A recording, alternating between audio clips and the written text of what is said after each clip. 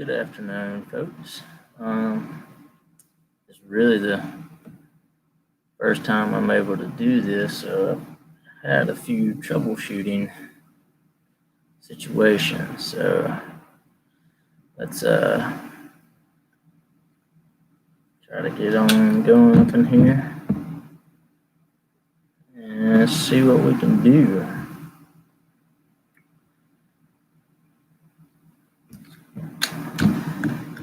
Well, basically, I'm gonna talk about how we're in a place needing prayer and meditation.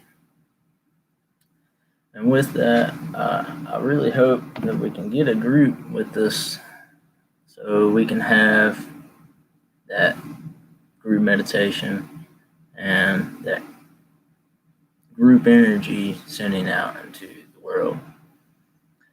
Let's see.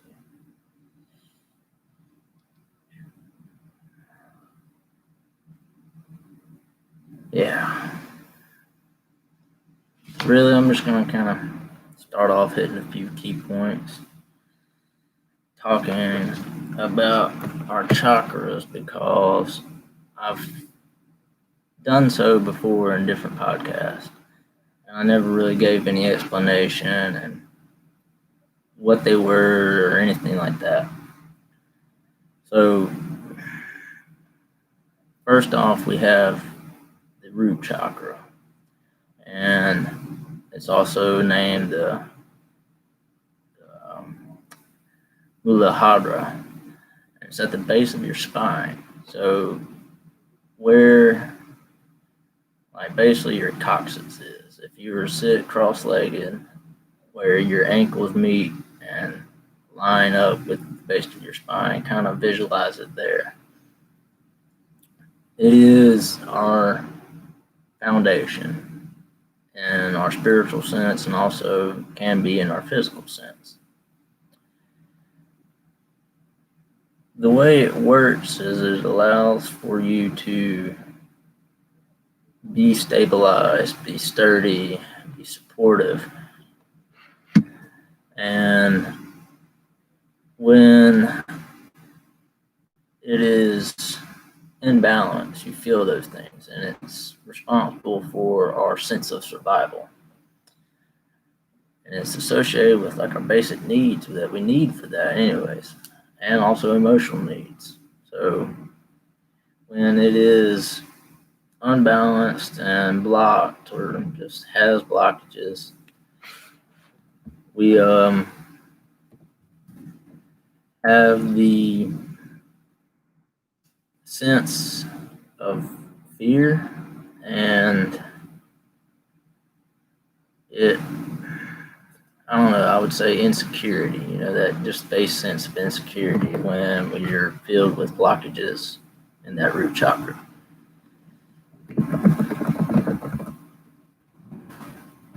I'm going to be a little sporadic today, and trying to be in the chat as well if we have any chats.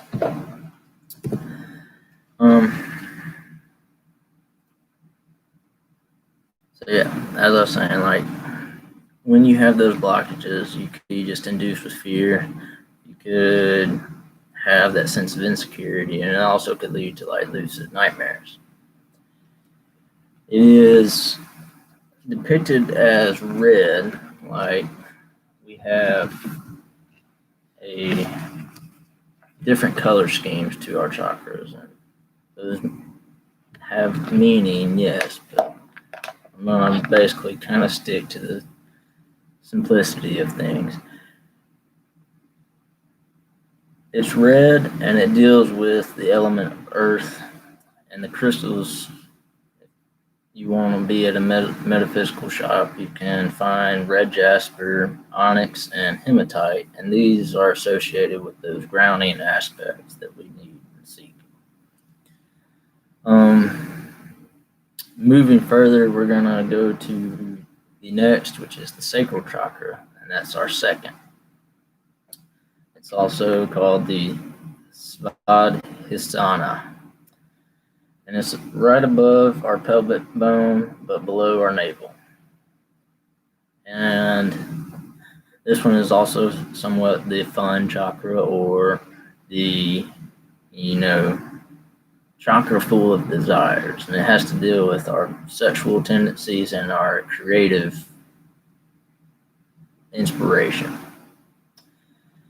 Now, on the same issue, it is a blockage in that sacral chakra would allow for uninspiration, like a bit of apathy, and got a little bit of emotional instability. You might even have some sexual malfunction in that regard. Now, with its particular color, it is orange. It deals with the element of water, and there's crystals associated with the carnelian, the tiger's eye, and sunstone. Now, I had meant to mention beforehand with the root that also there's yoga poses that could help with balancing and unblocking. For the root, you have the wide-legged forward fold, the Malasana, and the mountain pose. I'm not a yoga guru, so I'm not even gonna attempt to explain what those are. I'll leave it for you to do a little bit of research, so have something to put this information towards. Also, there's, for the sacral chakra, you have the pigeon pose, the goddess pose, and the warrior second pose. Moving on, we have a solar plexus, and that is from between the navel and the rib cage, kind of just below your diaphragm. And it is called the Manipura. It has to do with self-esteem. It is our source of willpower, and it basically is your engine to your spiritual vibes and basically your overall sense of purpose. It is like that turning wheel to a water wheel, like how it produces the energy. The solar plexus, as it churns, it produces and gives us energy and power. It allows for focus, it allows for heightened willpower, personal power, and engages into commitment. So with blockages, we would have low self-esteem, difficulty making decisions. This also leads to apathy and that procrastination, and you start to lose that will to engage yourself in things. It is depicted as yellow in color. It is associated with fire as the element. Citrine, pyrite, and ember are the crystals that are delineated or associated with it.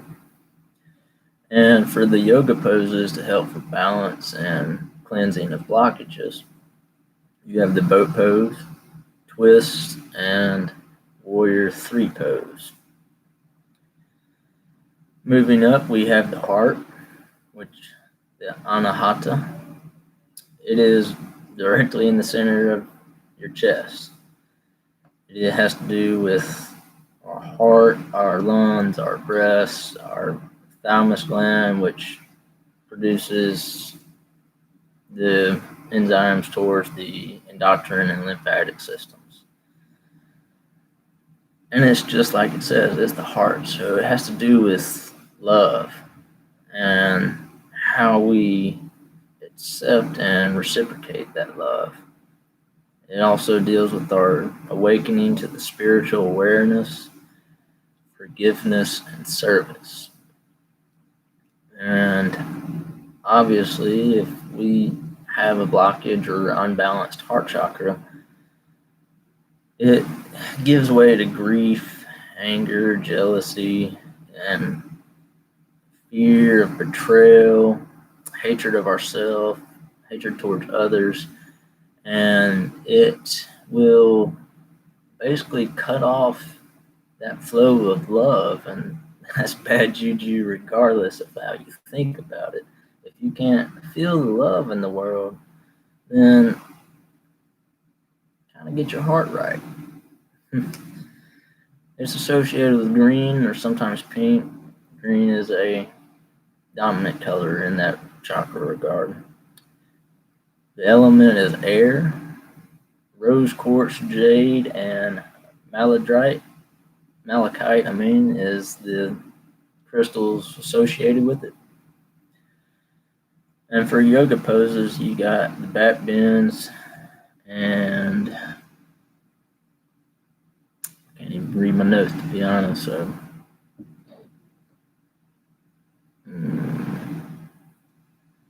no, I'm not even gonna try that one. Yeah, back bends, let's stick with that. Like I said, simple. So moving up, we have the throat, and it's exactly where it sounds, in the throat. It's our throat chakra, the Vishuddha. It basically rules over all communication and our inner truths, our self-truths, those that are allows us to communicate those self-truths. And when we seek a balance in the throat chakra, it also is the gate to the spiritual chakras, where the first four are our base and our physical bodies. The throat, the eye, and the crown allow us to ascend to that higher spiritual realm. So this is what I like to call the spiritual gate, because with a blockage in your throat, you have a really hard time allowing balance of the eye, of just having that sense to be in that spiritual realm. So we need that unblocking and that balance within the throat. Clarity of expression, thoughtful listening. These are the two pinnacles of that throat chakra. And when it's blocked, you'll be quick to judge. You'll be quick to anger, quick to argue, things like that, because you have that confliction of inner truth. Blue is its color, and it deals with the element of ether. We all know that the ether is just all around us. So like I said, that is the spiritual gate.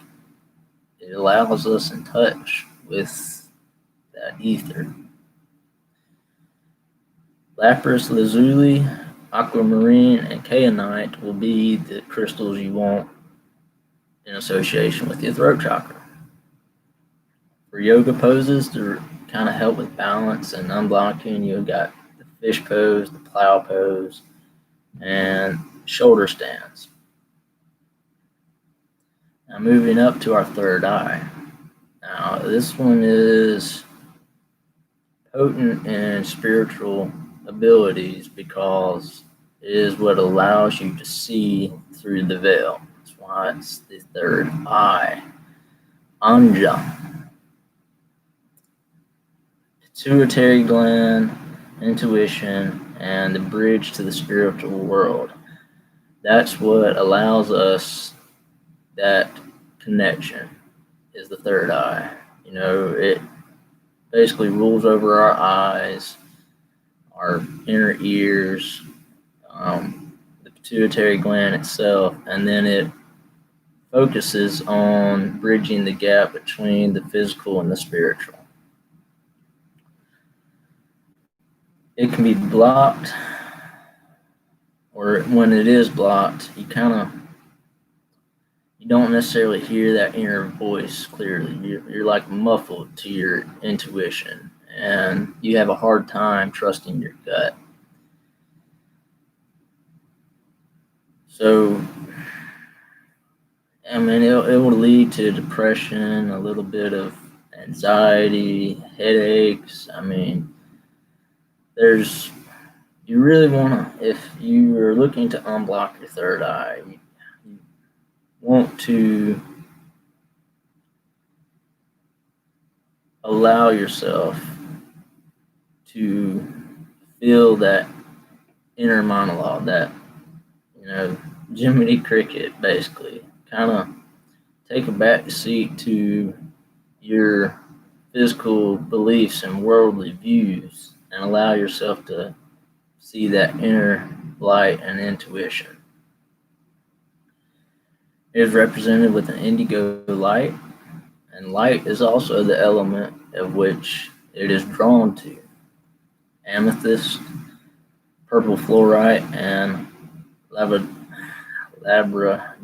I've never been able to say that one well. Labradorite are the three crystals that you can associate with the third eye. For yoga poses would be the child pose, the dolphin pose, and the eagle pose. I wonder why child pose? Because children are innately aware of those connections? I would say so. So last but not least, we have our crown chakra and the Sadhasara. It is basically just enlightenment. Now, this is one of the ones that's a little iffy and also tricky because it takes practice, meditative awareness, particular yogic poses. I mean, there's several things you can do to open this chakra. But to have it fully open takes practice and basically repetition. And it's not as harmful to have it blocked or closed as the rest of the other 6 chakras. Those will actually affect you physically, mentally, spiritually, and emotionally, whereas the crown is more of that higher self, that divine connection, that cosmic energy that we all seek to be a part of. So it is completely normal to have an unbalanced crown or not a fully open crown. That is nothing that anyone should be stressed about. If you're wishing to open and fully access it, it takes practice, just like all other things. Meditation takes practice. It's not a goal-oriented structure. It's having really no goal. The art of not trying, basically, is the key to meditation. You just do it, or you don't. And trying honestly eliminates the purpose of doing it. Just like trying to open up your crown basically makes that connection to the higher realms invisible because you're trying for it. So when you don't try, it's almost like you're enlightened anyways because you're not trying to see it. Exactly, just being here and being now. That's all you have to do, and your crown will let energy flow. It is represented by a violet hue, selenite, clear quartz, and lepidolite will be the crystals that you need in association with that. And for yoga poses, you have the headstand, the tree stand, and savasana. Like I said, I'm not a yogi in yoga, so I won't even try to explain those. Please, if you want to research all that, that would be great. I do a little bit, but like I said, I am by no means a teacher or knowledgeable in depth with that. So, since we've talked a little bit about how the chakras are, where they are, and their functions in a simplistic view, grounding yourself is truly important. And I'm not able to share my screen with the studio as I would if I was on Zoom. I'm having a little troubleshooting with that. I'll be better on the next go around. But the way I see it is there's a star seed in all living creatures. So where that seed is planted, I consider the crown. And the reason why I say that is because the 7 chakras that we just talked about are not the only thing dealing with chakras within our bodies. What I mean by that is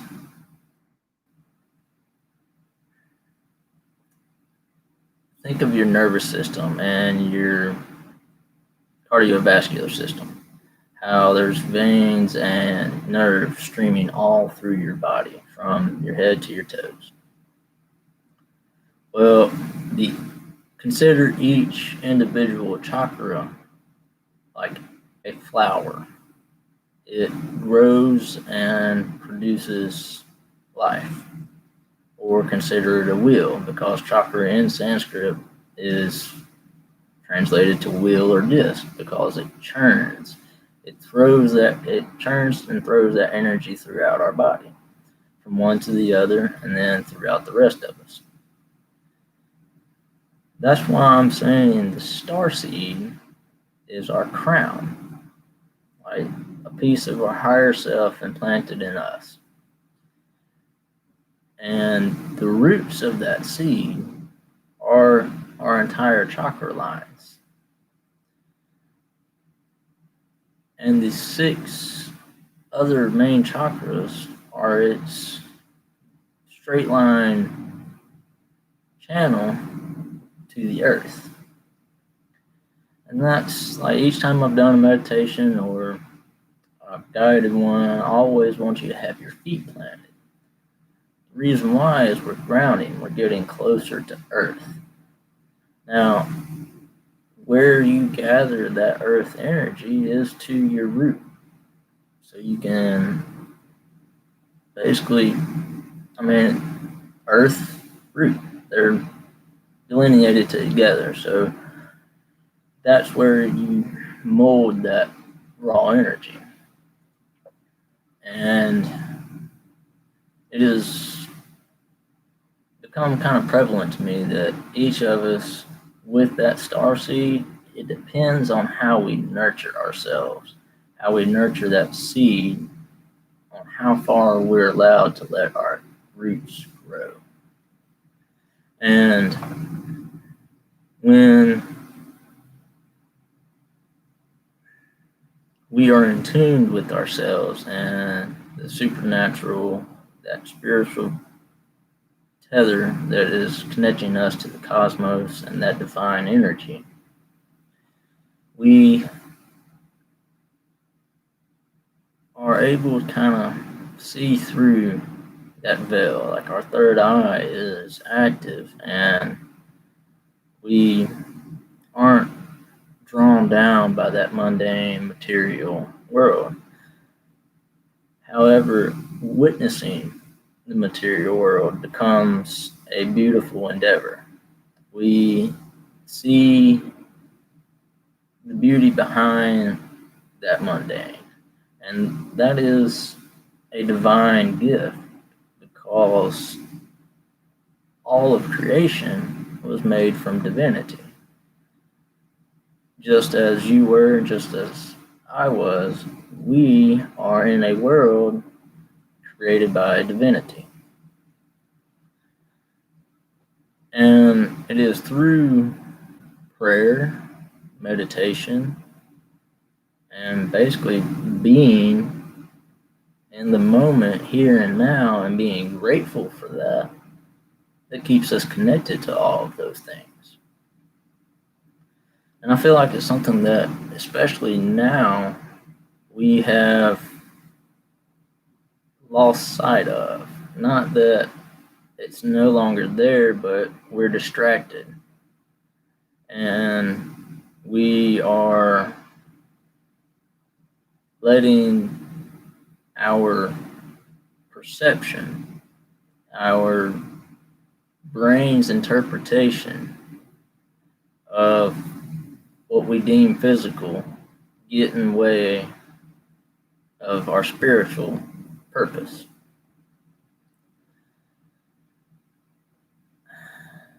And that being said,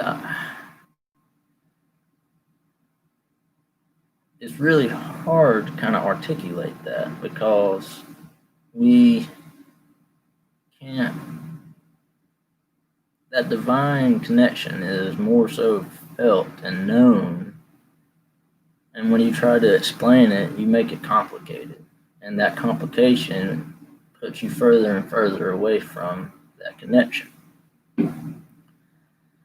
So, really, I just wanted to have this little bitty chat about the chakras and all that to get us in that mindset that when we do meditate, we're not focusing on fully opening or unblocking. These are practices.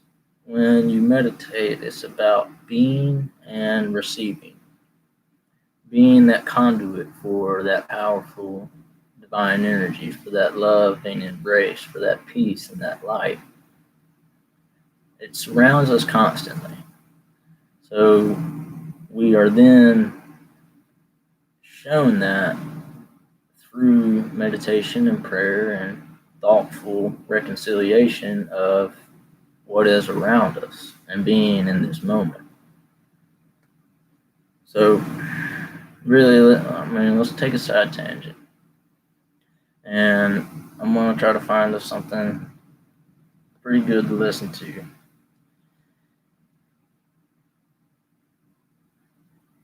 And I want us to not try. I would rather be in this moment, focus on natural breathing, conscious breathing, and allow that energy to flow. Yeah. So, I got some music on, but ads.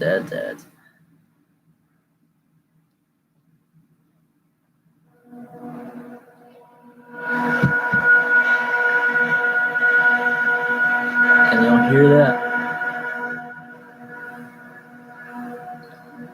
Hope so. I'm going to go ahead and assume that you can. Let's ground our feet. I'm actually going to take off these for a second. Let's ground our feet. Center ourselves. And by that I mean let thoughts flow and let them go just as easily. Being present allows for that energy and spiritual connection flow ever easily. It's all about being fluid. Think of each chakra as a water wheel, and the energy is water pouring down and water cycling back up. So we're going to center ourselves, plant our feet, be grounded, be present, and just breathe.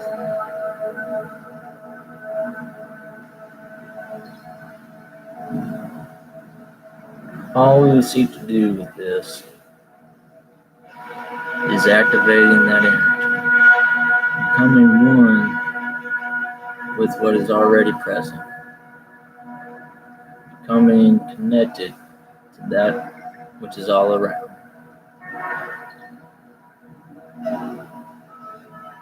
Imagine a waterfall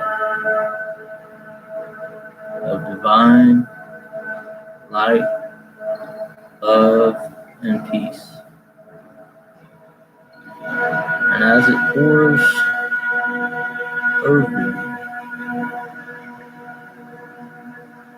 there is no weight, there's no crashing, there is melting to the nature of water.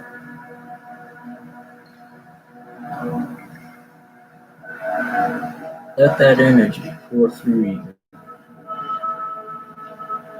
as a waterfall pours into the streams below.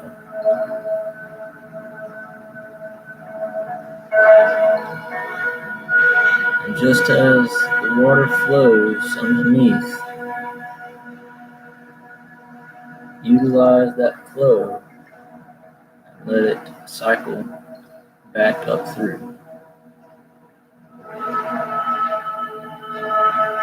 All we're doing is being fluid, breathing and being.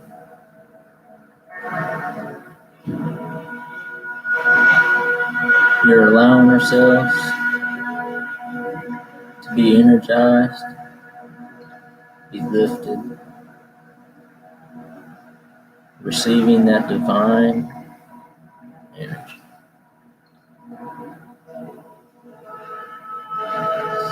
Smooth breathing, conscious breathing, natural breathing. Just as water flows, so should our breath. And with each breath, allowing that energy to flow just as freely.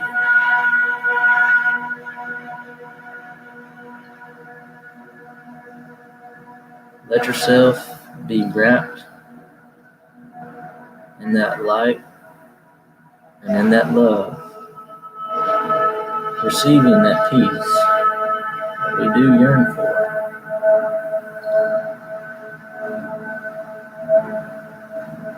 Not striving for the acceptance, not lashing out against the judgments, being at peace, being free from the world of restraint, detaching ourselves from those mundane inclinations of the material world.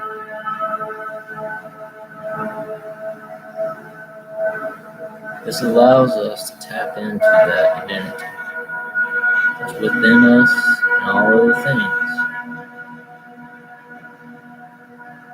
And as we breathe, connect to that. Connect to the forces that bind all of us. Embracing the ether, seeing through the veil, being blessed by that cosmic energy.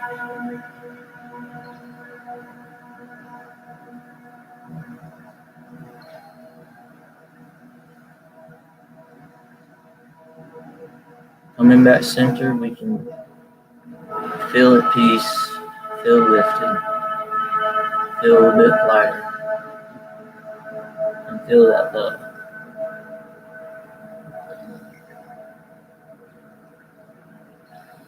So, moving forward a little bit, I'm not going to drone on about everything that's happening, but I'm not going to say but. I don't like saying but either.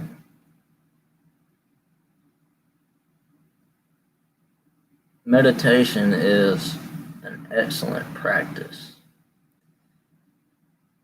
for connecting ourselves to the greater that's all around us. And I would call that our offense. When we look towards defense, I'm going to say that is our prayers. Since we have this energy flowing, I would like to say a little bit of a prayer.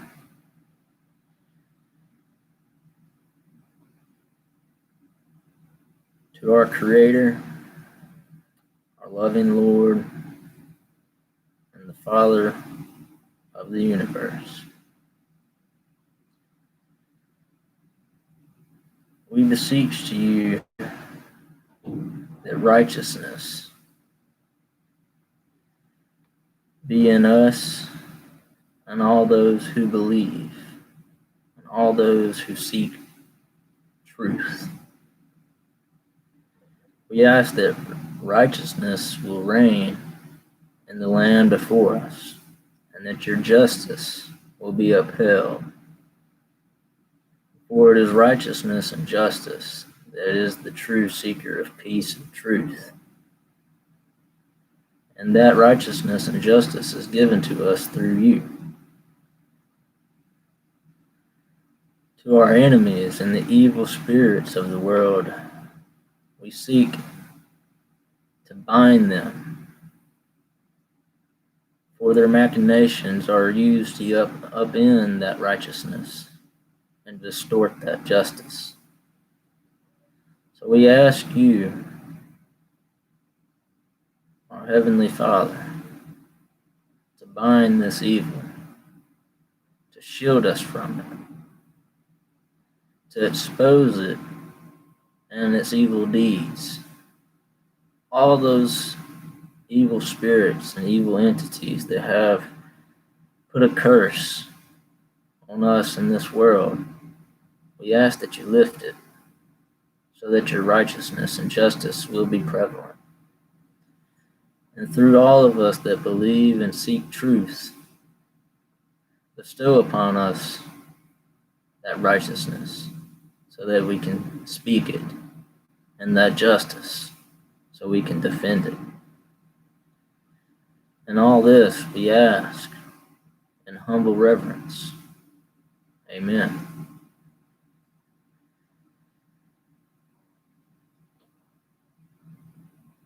With those little things, we're able to move the greatest of mountains. And it is in that small prayer that we seek that righteousness and we seek to uphold that justice.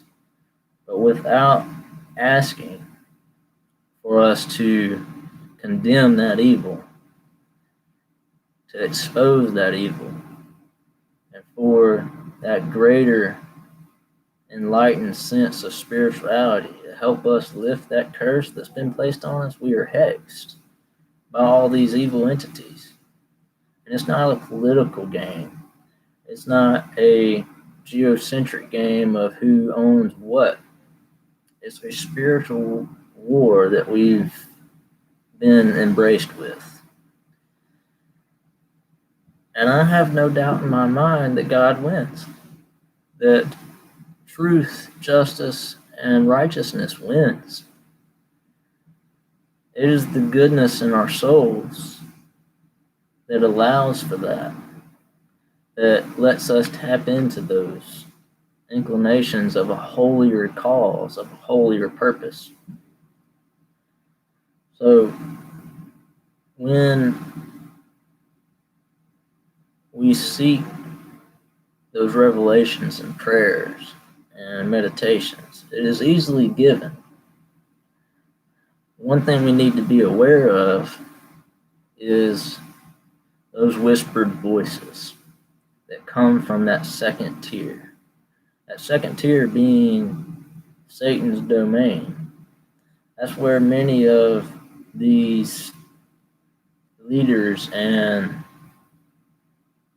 politicians who say they're doing the right thing, and we obviously know it to be otherwise. That's that voice they receive is from that hellscape, which is the second tier. In the three tiers of heaven, we are at the bottom living in a paradise made for us. And God is still with us, and He still loves us. And honestly, we're doing better than what we perceive ourselves to be.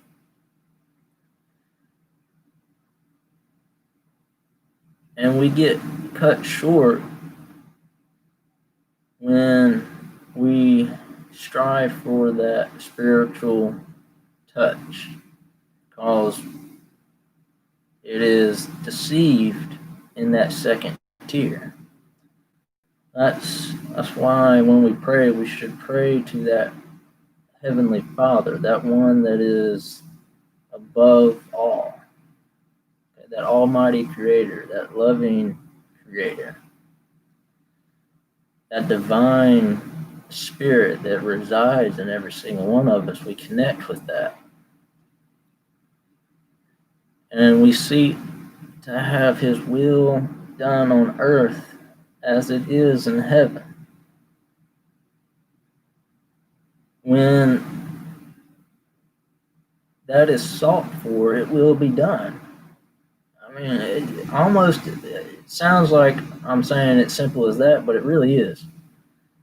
Because He has domain over all. Even those deceptions, He has. This isn't God's will that we're going through at this time, but He's allowing it to test us. He's allowing it to make sure that we can connect to that spirit. That's what He's asking for, is for us to go inside ourselves, because it is that outside depiction of things. It is our outside view that deceives us. So begin by looking inwards, and you will find God. You will find that divinity, because He is there, everywhere amongst us. We're not leading to the end, we're leading to a change. We're leading to a shift in the paradigm, and that shift is the devil loses. He's been fighting and doing his best trying to win, but God wins. We win.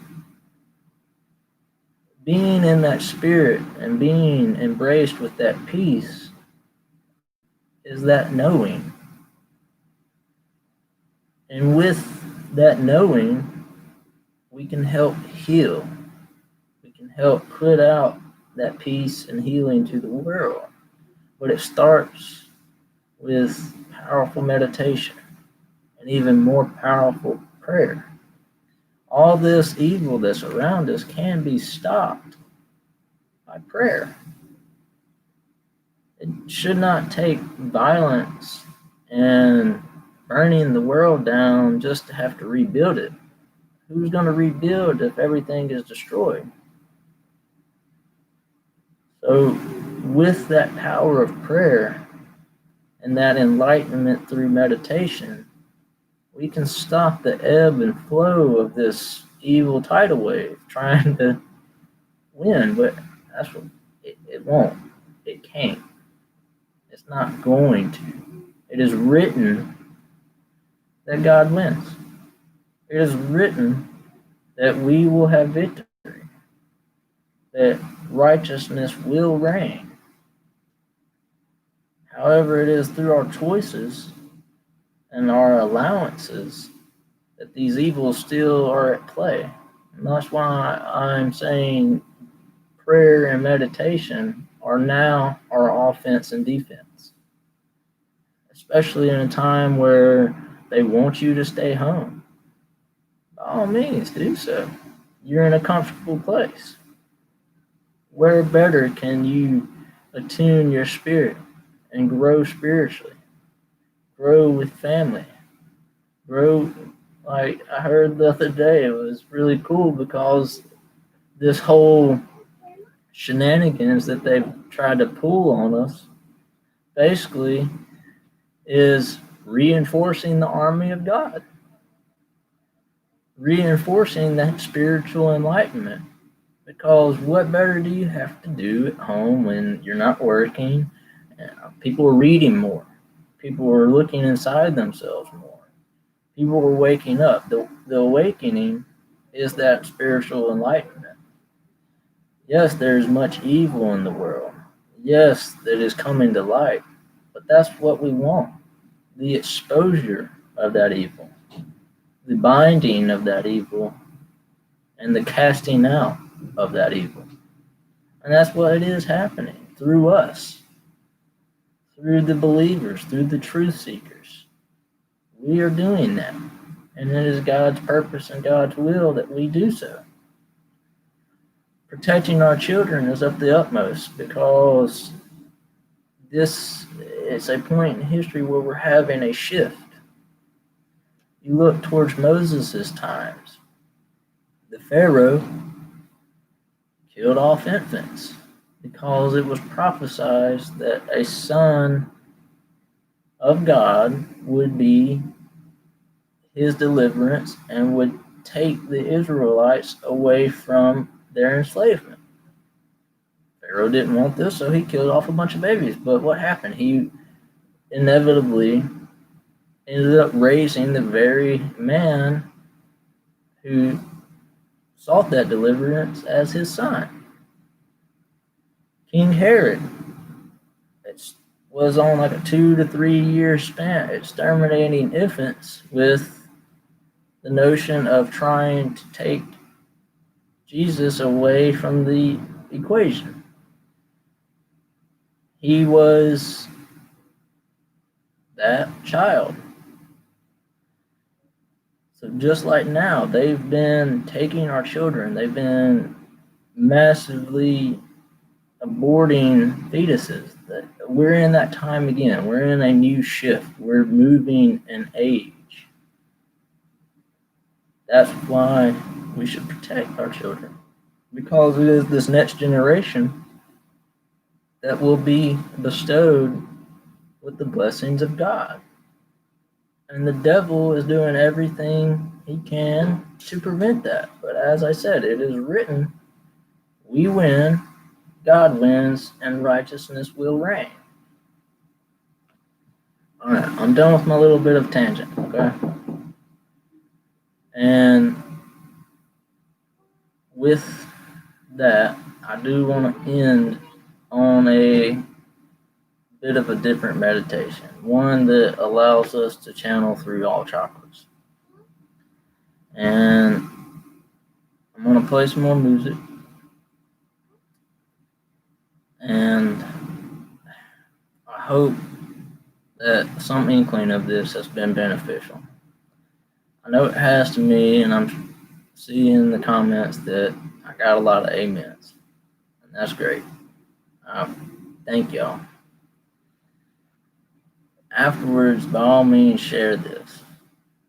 I was going to do it as a recording. Like I said, there's been some troubleshooting issues on the technical end for me. For that, I apologize. Next go around, we be a little bit better at it. What's up, Jay? Send it. Shoot the question.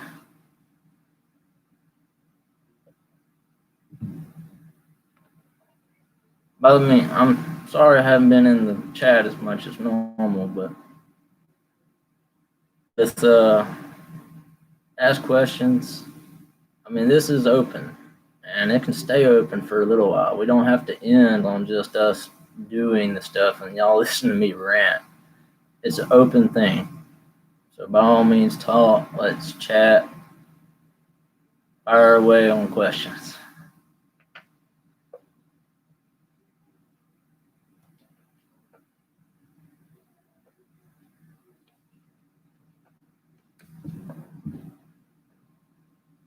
I'm gonna go ahead and get some music going though. Kind of get that vibe flowing.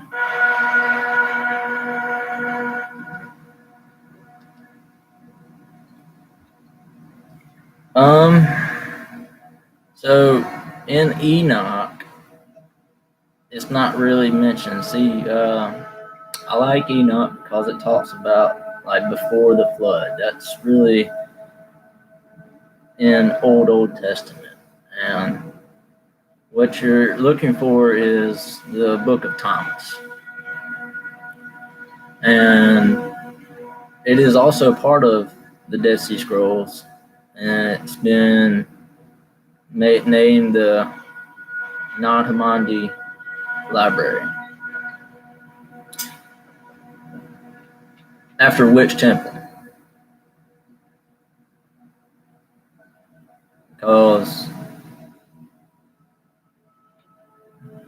like, see, when you start digging on some of these more ancient texts, a lot of them are interpretations or an idea of someone who read the scrolls or had access to them. All right, so the one he destroyed, see, I haven't really been reading my Bible all much. Shame on me, but for some reason, Mark is calling out to me.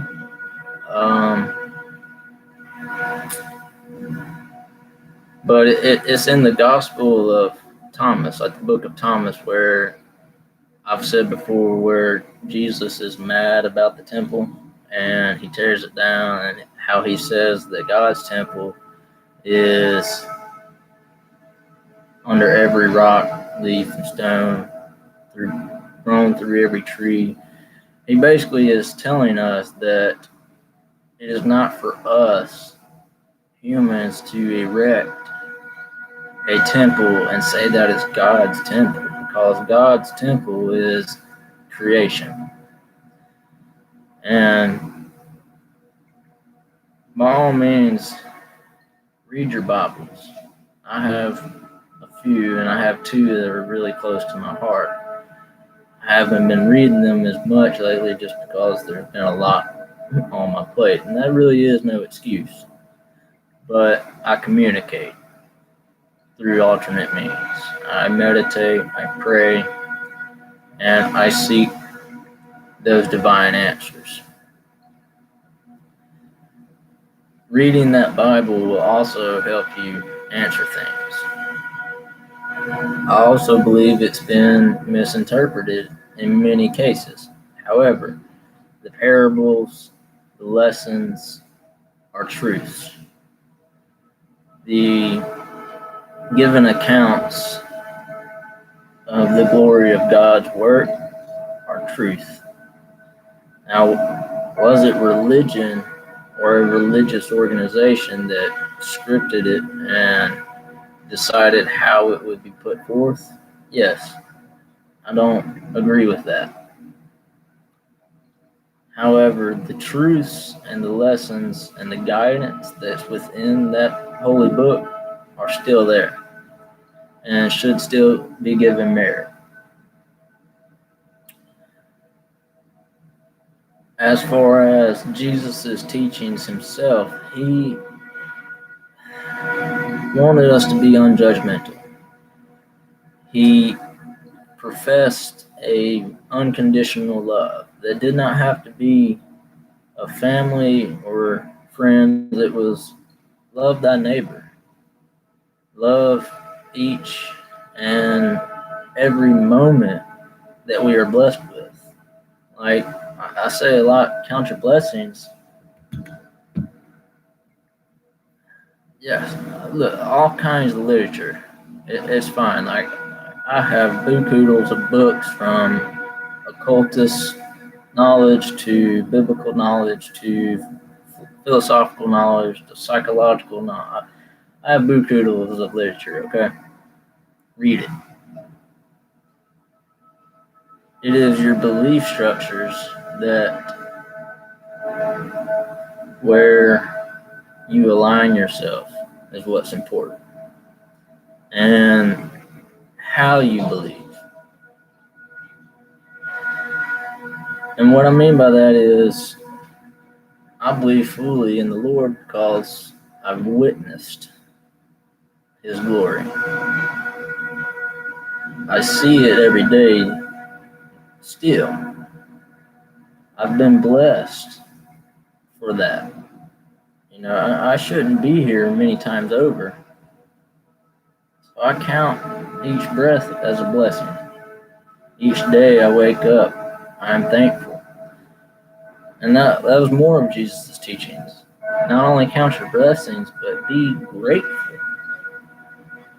It is in the smallest, minute circumstances that we can lose all sense of gratitude and spurn to hatred and just the flip of a switch. And that would be the turn the other cheek. That would be that moment. And I know that is hard. Trust me, I do. Because there's been plenty of times where I am enveloped with that rage. But that is something we shouldn't dwell on. That is something that we should persevere to better ourselves in that regard. And it is not weakness. It is to walk away or turn the other cheek. It is acceptance and forgiveness. Now, I had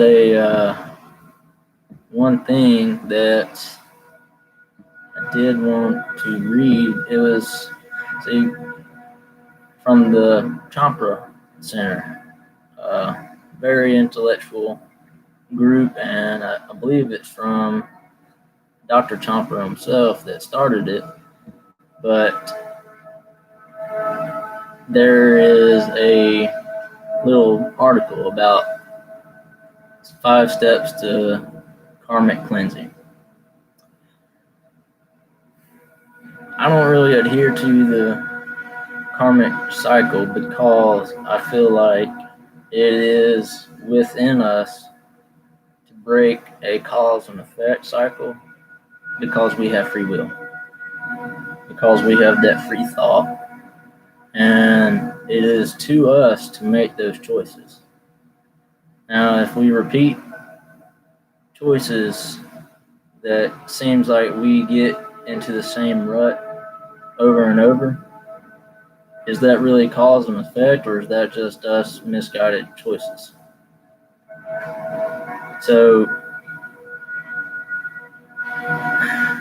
when I read these, I look at them more as a philosophical and esoteric belief. Not just for karma, but really everything. Just these are basically Christendom's principles.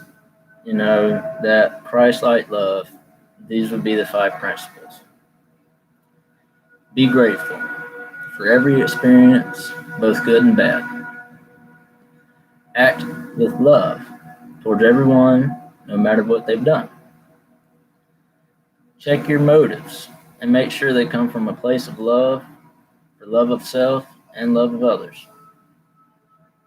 Watch your attitude, because negative thoughts create angry energy that is only reciprocated to yourself. And forgive. It can be the hardest thing to do, but it is also the most important thing to do. And that's for cleansing, that is for balance, and that is really just for having peace of mind. Those 5 things that I just read should be emblematical of divinity in itself and Jesus' teachings. Like, there's that silly saying, check yourself before you wreck yourself. I feel like that's true. And more often than not, it's said in a derogative manner, but it should also come from a good place. And it did initially because, in a sense, it's true. Like, check your motives. Well, check how you are about to perceive something. Check how you're about to engage in that particular emotion. and realize that if you further something into a negative way, a negative outcome is the only thing. Like how we let actions affect us, and then our reactions in turn is that cause and effect. I don't really see that as karma, I see that as choice. Even if you're blinded by emotion or blinded by misguided thought or misguided belief, it's a choice. And then there goes back to like, oh, I didn't have a choice. Well, that thought is the choice. If you relinquish your choice, you chose to do so. Just like with these evil entities and evil spirits, that free will was relinquished to those negative and evil machinations. That was a choice for worldly gain. And also one of Jesus' teachings was, you may be in the world and glorify it, but don't be of it. Because we are of the world, meaning we are made from worldly means through a divine creation. But idolizing those worldly means disconnects us to that divine creation. And it's merely like, be grateful, be thankful for what we have. I'm not saying like disown yourself of all material possessions. We live in a material world at this point. Some things are needed, like money. I don't like money. Don't. But we have to have it. When we all have an evil side. All right, I'm glad you brought that up. I'll quit talking about material stuff for a second. We all have an evil side. And embracing that and bringing that evil to light is what makes us whole. You said that you feel like you have an evil side and it's gotten you through life. This is true. Because it is that darkness that resides in us that allows us to perceive an altered state of being. It is rejecting that evil, rejecting that darkness that will inevitably be the downfall of us, that will make us lash out, that will enable us to give in to that evil seed of desires.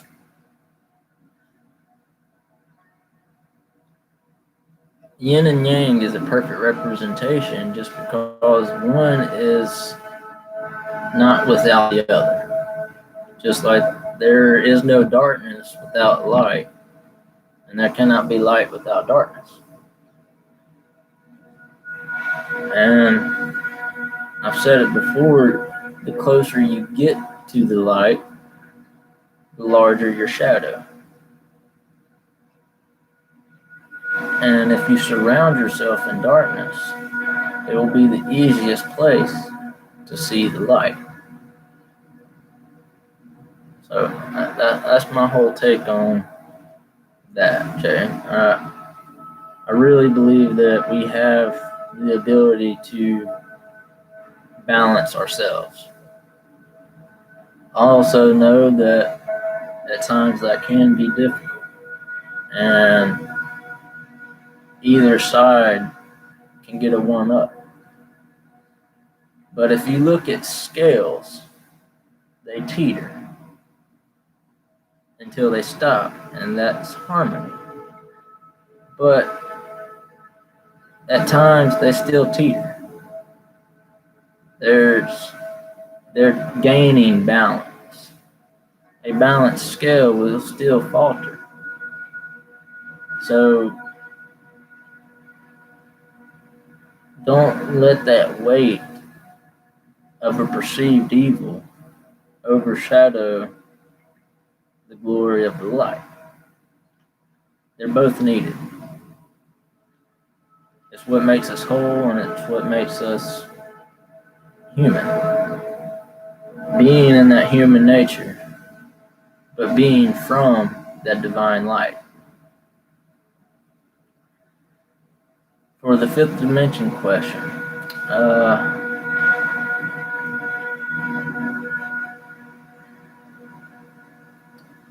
it would be the personification of your crown chakra. It is, or actually, kind of the personification of your solar plexus, which is your golden light within you, accessed through your crown chakra. And what I mean is,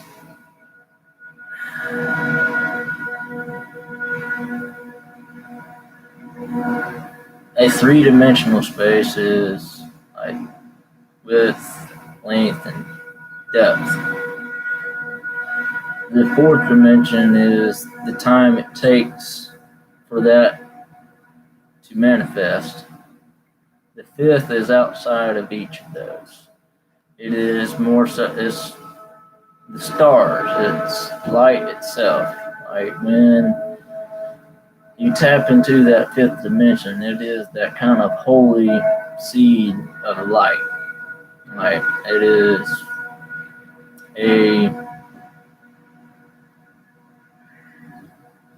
like more along the lines of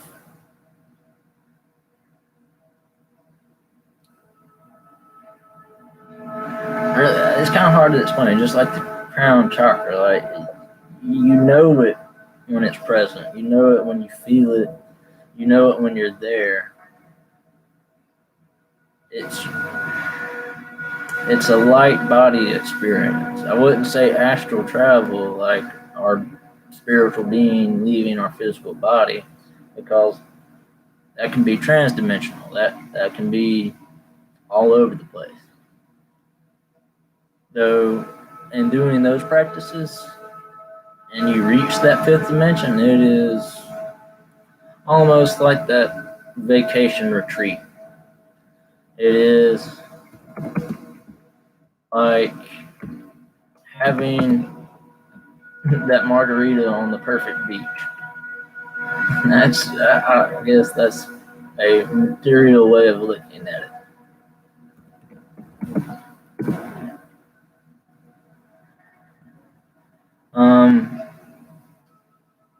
Do we have any more questions? I'm gonna leave the music going and stuff. This is cool. I like a forum-based thing. If you want to pick my brain on things, by all means do so.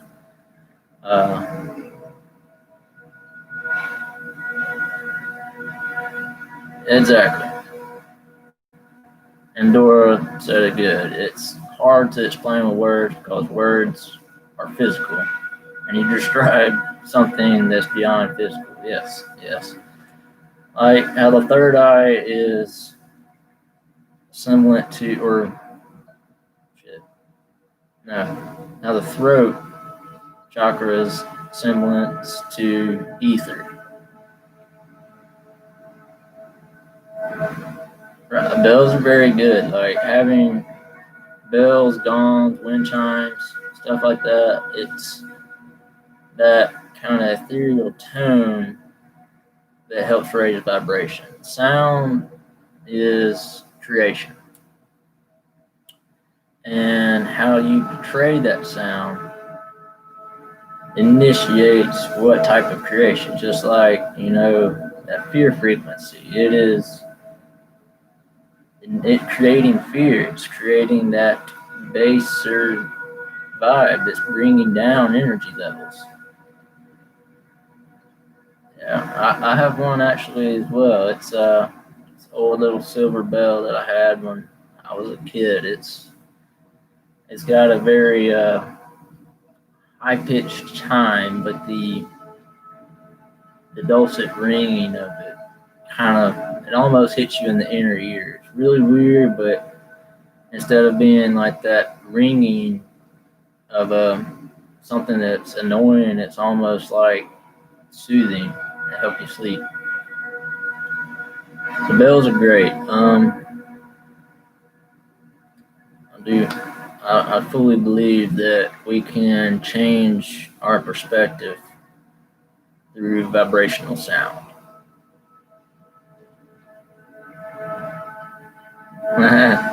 Yeah, fifth.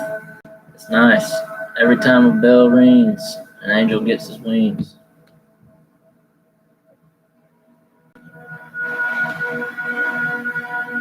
I wonder if that's true of the church when it rings its bell at noon.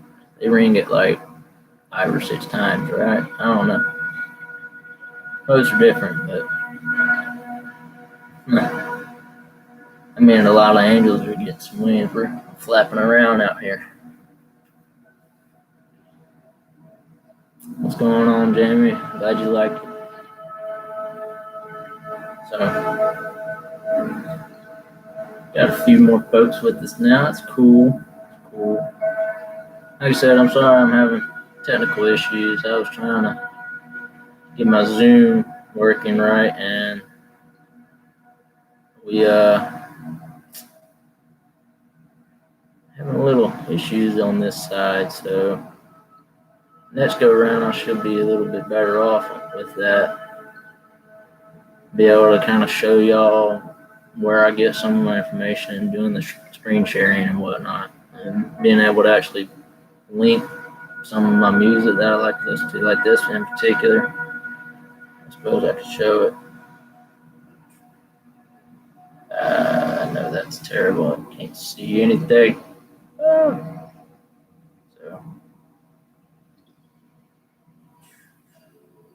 background. It's meditative mind is the source of it. I got all kinds of mind stuff that I subscribe to. Hear ye, ding, ding, ding, indeed. That's what's up. It may have even been from the Revolutionary period, Jay. It's bells were actually taken into battle because they use it as different kind of signals, just like bannermen and flags. They're used. Bells were used to great effect. I mean, but yeah. Chinese actually used a lot of bells too in war.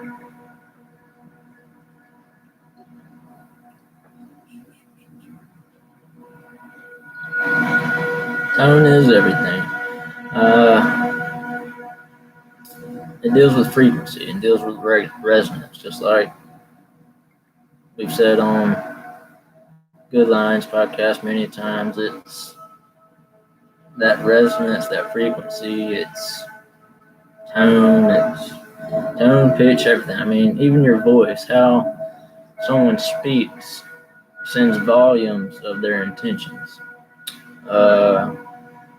Like that one video we watched of that show with Dr. Phil, how he changes tone and it sets the tone for the whole conversation. And that's why that's kind of like even a saying, like the tone of the conversation, like the tone, like reading the room is feeling the tone.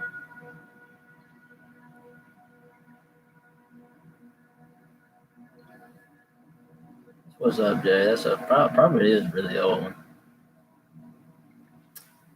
How do you cut off toxic friendships? First is having that realization that it's toxic. And I'd say there's a good 3-step way to do this. Accept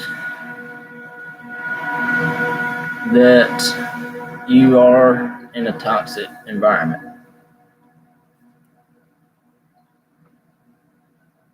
Forgive that friendship and yourself.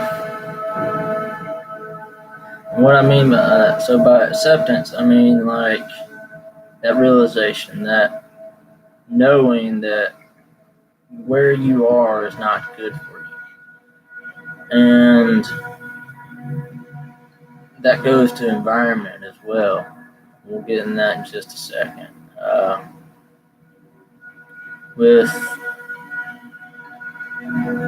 knowing that something is toxic, that allows you to see it for what it is. Then you move to forgiveness, because forgiving that friendship, forgiving that relationship, forgiving that environment is a means of detachment. Then you must forgive yourself for making that detachment, because it is hard. I mean, I understand you don't want to leave friends, you don't want to leave somewhere that has been a place of comfort, but those same comforts can be changed into toxic vibes or toxic relations or whatever the case may be. The second part would be forgiveness. And then the third part would be perseverance to move on. That allowance would be good since we're rhyming. Acceptance, forgiveness, allowance. Accept it for what it is.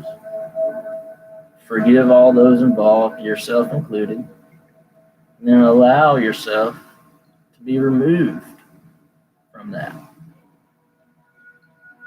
And it can be done swift or however. Like, just don't ever dissuade yourself for the notion that you might hurt the feelings of someone else in that toxic friendship, toxic environment, toxic relationship. When it's to that point, you know something is wrong and it is affecting you personally. So you need to forgive yourself and then come to that realization that it is okay for you to remove yourself from that.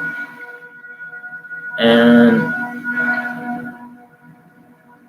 sometimes it can be drawn out, like you might have to mull over it and all that thing, but you know, it still comes down to acceptance, forgiveness, and allowance. Meaning, accept that it's there, forgive yourself for being there, forgive whoever else is involved for being there, causing or not causing, whatever the case may be. I don't know. So forgiveness is key, and then allowing yourself to move on, allowing yourself to cut those ties. Doesn't mean that you can't love that person. Doesn't mean you can't wish the best. It doesn't mean any of that, because still do that. Just realize that you're doing better for yourself by severing that attachment.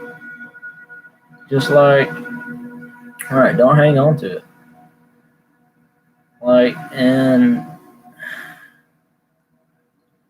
kind of like Meryl was saying in Good Lions podcast last show, you have to detach yourself, even in good environments, like in that teaching environment, when you have that connection. If you leave that connection open, it'll be with you. You'll be having those conversations with that person in your head, and it will become real. And that affects you spiritually, emotionally, mentally, and that breaks you down if it is a toxic connection. So cutting that connection doesn't mean you're cutting the feelings of joy and the happy memories and the love that was shared. That can all still be there.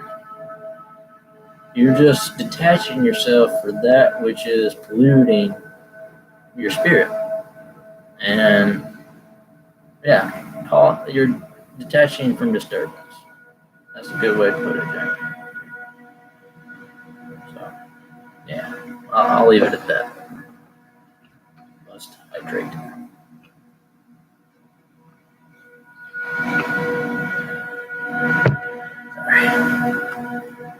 So what else y'all got for me? We got a little while. This is a 4-hour video of nice music, so we got time.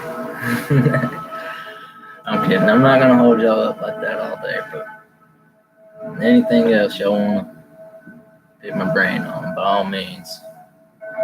Love is the answer. Love, gratitude, and forgiveness. Love yourself.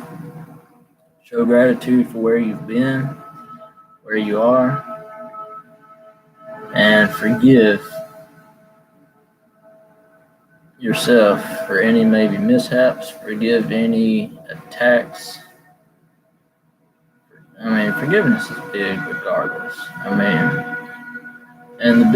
in the grand scheme of things, it is forgiveness that we ask for. So, in turn, why shouldn't we not also give forgiveness? If we're asking for it from the Lord and from the Holy Spirit and from our higher selves, should we not also offer forgiveness? I know that seems a little redundant, but it is widely looked over. So, gratitude and everything that we do, offering love and showing love in all that we do, and forgiveness for the things we haven't done and for the things done to us. And like Jamie said, acceptance for the here and now. Present is called that because it is a gift. So accept that gift and be grateful. Forgive yourself for latching on to the past and worrying about and imaginative future, and embrace the love that you have right now. It's a good way to do it.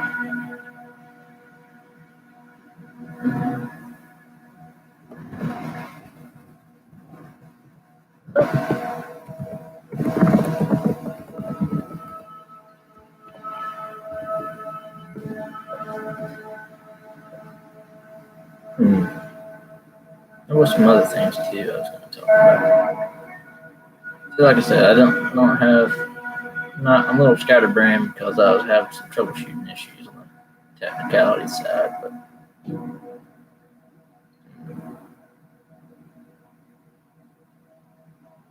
I lost it. Sorry. I know there was more stuff, but yeah. That'll have to be till next time. That'll be the next episode. I don't know when it'll be. I'm still gonna do my little reflection episodes, and I think I got the audio situation worked out pretty well. Basically me. I just have to talk better.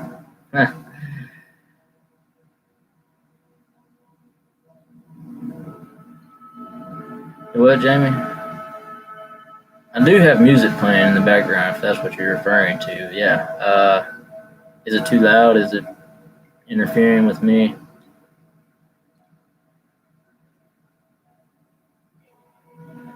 But I'm still going to be doing videos with reflections. Appreciate it. Well, I'm going to take that as a compliment. I think that's cool. Thank you, Jamie. I'm glad I can do that. I hadn't noticed and never really thought of it like that, but thank you. Like I was saying, I'm still going to do videos. I'm having my little reflections where I kind of rant on stuff. constantly always going to have the meditation before and after the segments. And that prayer that I did earlier, I'll most likely be incorporating that into every new segment. Just because, like I was saying before, meditation is our defense or is our offense, because it allows us to connect to that spiritual enlightenment. And in today's time, prayer is our defense. Because just as there is healing, higher divine energy, there's that lower negative energy. And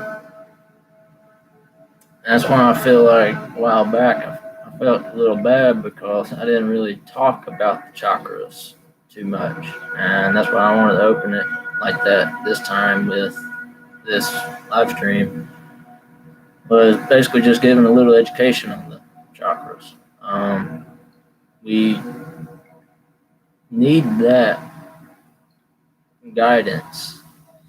That way we're not constantly open or potentially blocked. It is good to have a fluid channel, but allowing yourself to be fully open in any regard allows for also those negative energies. And too much allowance of the negative will alter what good you've done and built up.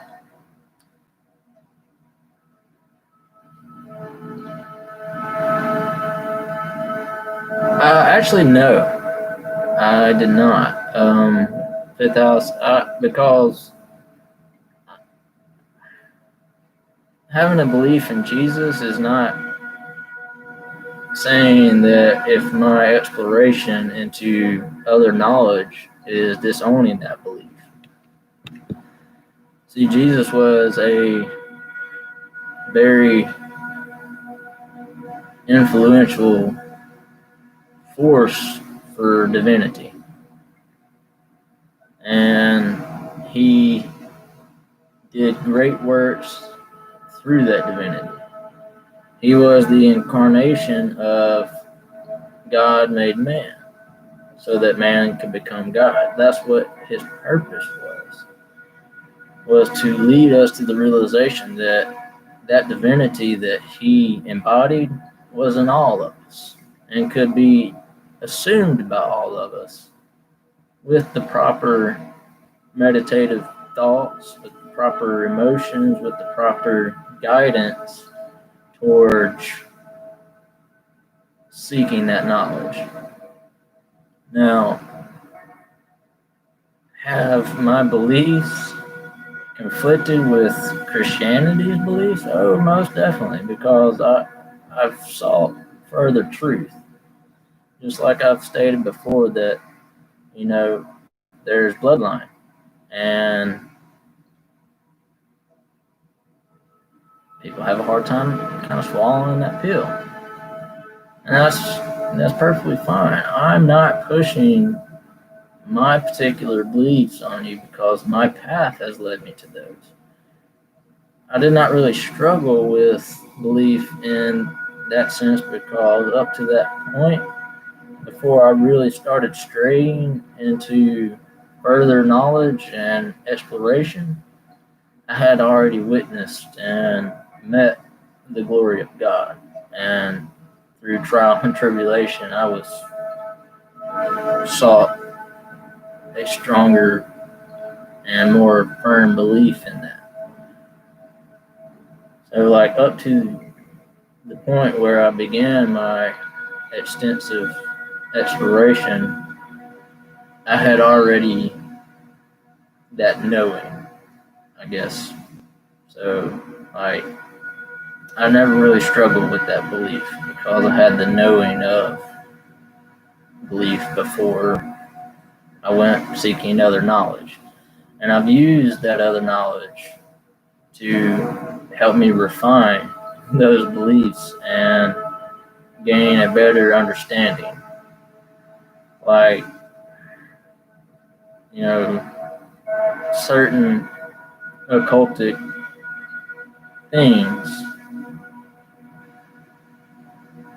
have been misconstrued as all evil. Well, OCCULT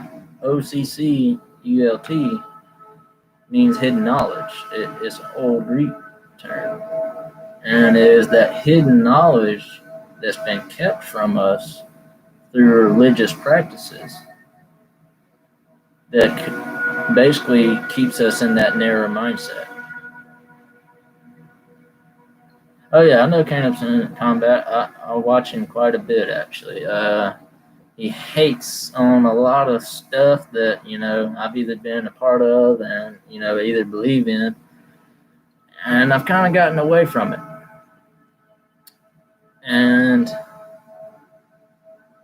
I don't know, like I like Justin. He's a good guy.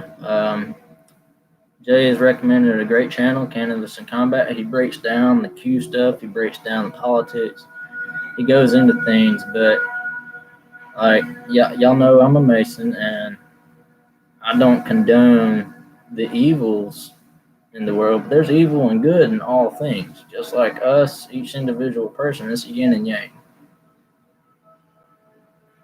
It's how you interpret and how you put yourself in those perceptions, and what you do with your beliefs and what you do with your convictions, that I think should be the merit and the judge of character. So the way he attacks that particular organization as being just downright bad, well, politics are bad. Church is bad. It wants money for the sake of salvation. Religion is a means for constant war. So that's bad.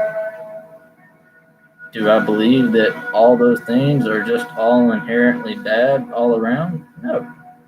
There's good in everything. There's good in the smallest acorn that grows to a mighty oak. Does that mean that every acorn grows to that mighty oak? No. Some are rotten and some do not fruit. Just with every other thing in this world that we have, there is that balance of yin and yang. If you start looking for symbolism, and we talk about it a lot, if you start putting your mindset in the track of looking for the symbolism behind any particular meaning, it doesn't have to be good or bad. Once you align yourself with that perception, that's what you will see.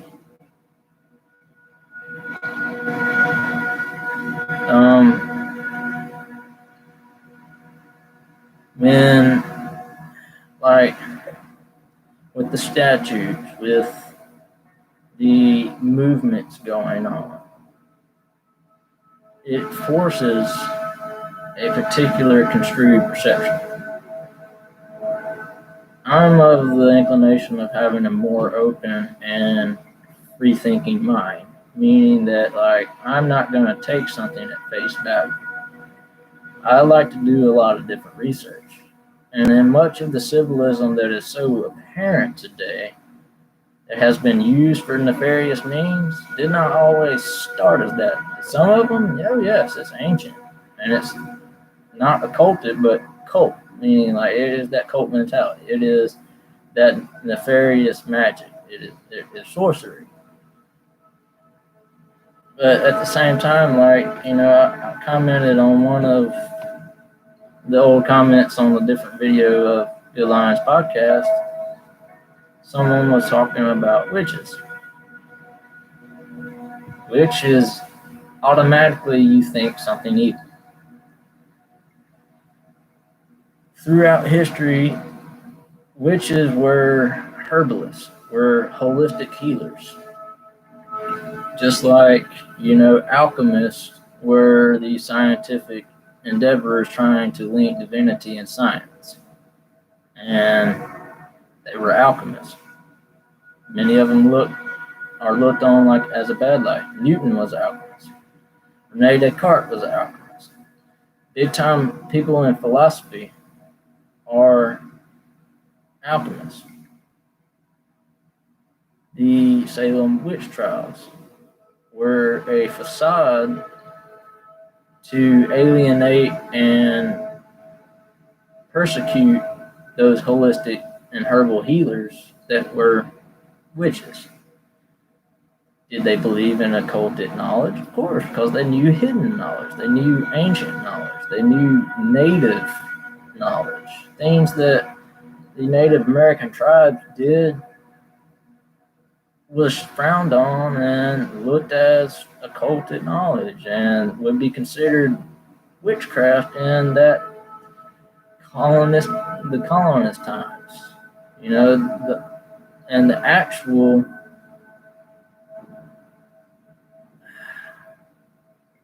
witches and the sorcery behind the Salem witch trials is what made those holistic healers burn. Now, were there some of them that could have been bad? Sure. You know, I wasn't alive during that time. At least this body was not alive in that time. So there's good and bad to all things. And when we look at it in that narrow-minded, shrewd mentality, that's all we're going to see. And that's the only thing I have a problem with part of this awakening is we're so focused on the evil actions and exposing the evil. Evil's all we see. Evil's all we're looking for. There is massive goodness right now. There is still beauty to behold. There's still reverence to be made in some of those symbols. There's still a holiness that lays over this land that we sometimes forget about because we're in that good fight. So, yes, some accusers wanted property. It's all materialistic means and gain that evil functions on. Just like we say, follow the money. It's going to lead you to all kinds of places. And if that's all you're looking to find, you will find it. Seek, and you will find. Knock, and it will be open. Ask, and it will be given. Okay? That is bare basic. I'm not ridiculing, and I'm not condescending, but that's just the way things are on the spiritual level. If you seek to expose evil, you're seeking evil. If you seek knowledge and enlightenment, that's what you shall receive. Okay? And Eric, I do lucid dream quite often, actually.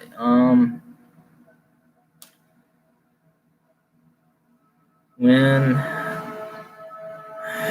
it really depends, and actually, like, since I've kind of stopped drinking as much and I don't smoke anymore, I hadn't in a while, so but I've put my place in a more enlightened mindset instead of being kind of weighed down by things. I've noticed I lucid dream more often. It's easier for me to astral travel. It's easier for me to kind of open up that crown and basically bathe in that divinity.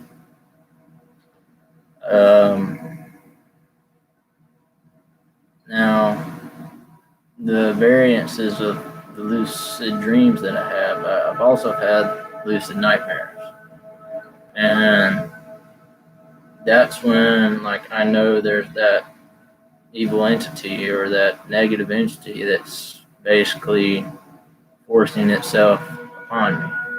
Used to, I didn't see it. Like I would wipe it off as just weird, or I slept heavy that night, or whatever the case may be. Now I've been able to recognize it for what it is. It's a spiritual assault from that negative realm. And that also tends to happen more often when you're seeking that enlightenment.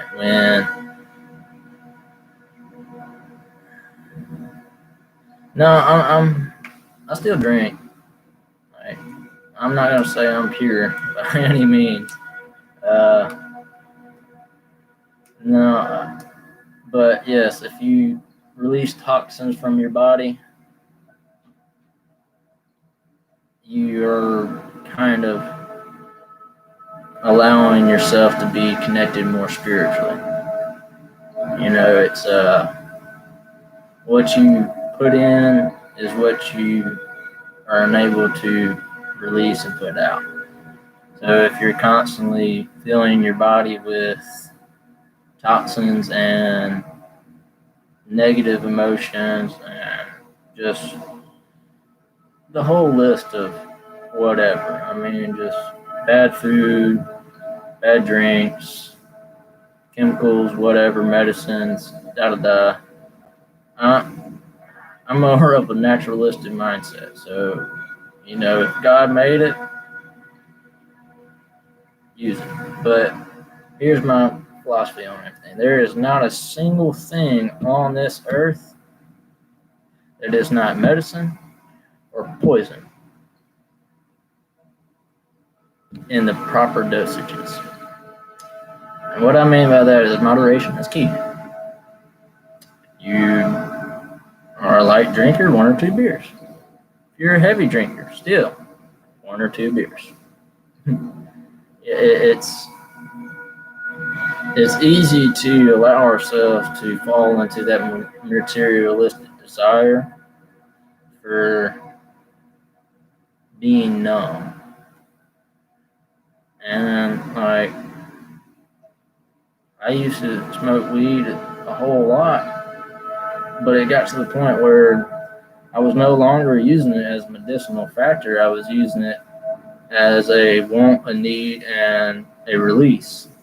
But what was I doing? I was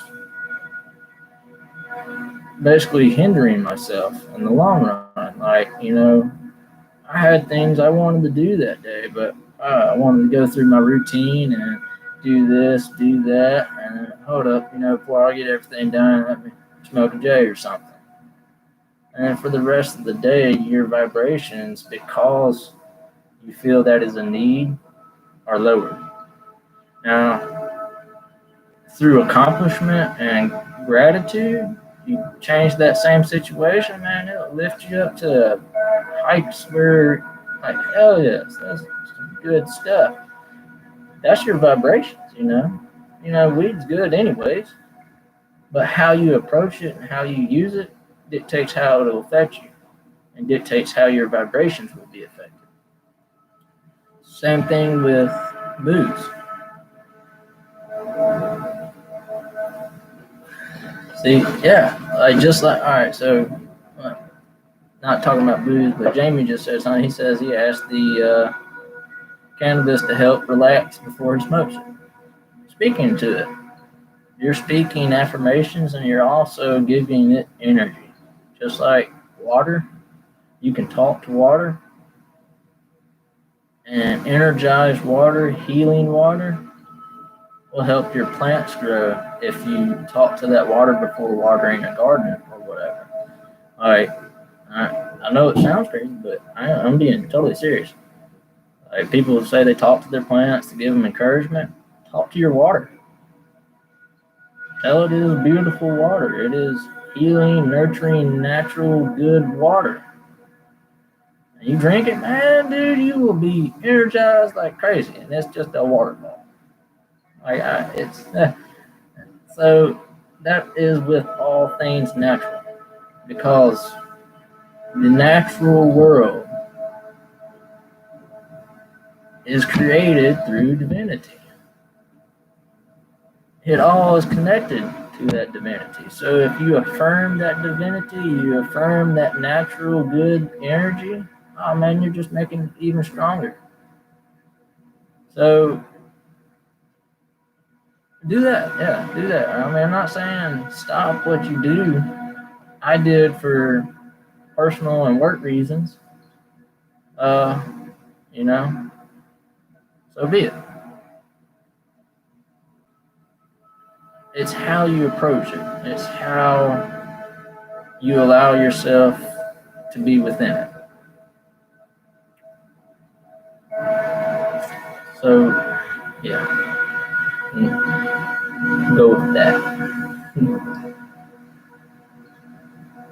I I mean that's a decent topic. Yeah, kind of like saying I honor you, and then eliminate situation. Yeah, yeah. Basically, yes. Like it's being grateful. It's honoring and being appreciative of the natural world and how it was given to us. We we see ourselves as a part of this world, but we also see ourselves as alien to it.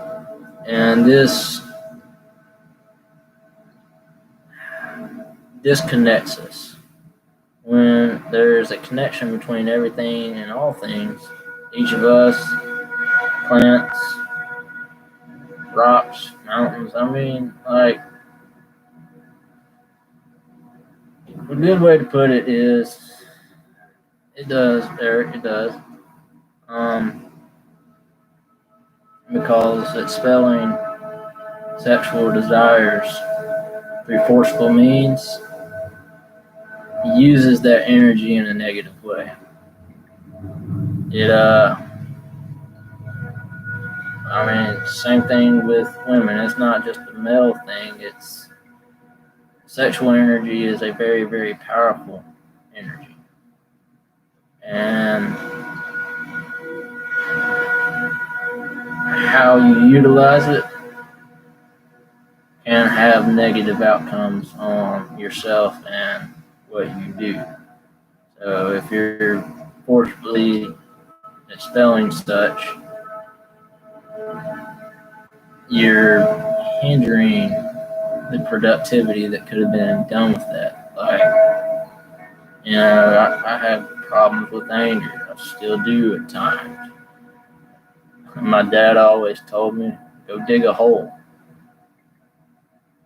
I would be even more mad that he said that, but as I matured and as I grew, I realized that digging that hole somewhere would release that tension, would make me forget of that anger, and I'm not being destructive.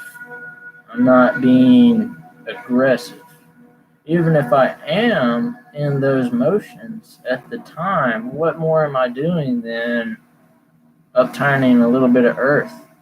You know what happens after you dig that hole? You fill it in and get on with your day. So it took me forever to realize the wisdom in that. So, like Fifth House Soul said it, everything has consciousness that is in this natural world. If you have the chance to step out in the grass one day, be barefoot, be silent, and just breathe natural fresh air,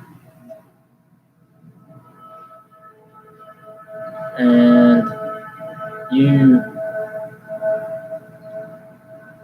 start to hone that connection. not only are you physically present in it, you have that chance to kind of, I don't know, resonate with it. Like, you hearing nature, not just the sounds of nature, but like hearing the vibrations. The best thing I could say would be like if you had a forest or like a wooded preserve or like a nature walk trail, go there. And any times that you feel off kilter and your frequencies are all over the wall, you're not resonating right, your emotional distress, especially like in relationships or something, and you have like a knockdown drag out, you just don't know what to do with your life anymore at that one moment, take a step outside. And if you're able to go to that place that's surrounded by trees, the trees we have are old, but they are not as powerful as the ancient trees. You go and be in connection with them, though, you learn some things. You really will. Trees, animals, grass below your feet, the wind itself, it'll talk to you. I don't mean physically just talk to you, but it'll touch your spirit. It's a very healing and natural thing to be able to go and envelop yourself in that natural spiritual energy.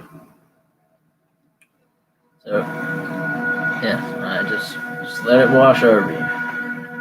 Yeah, I mean, just thinking about it, honestly, I can already kind of feel some of it. You know, I did it a couple of days ago.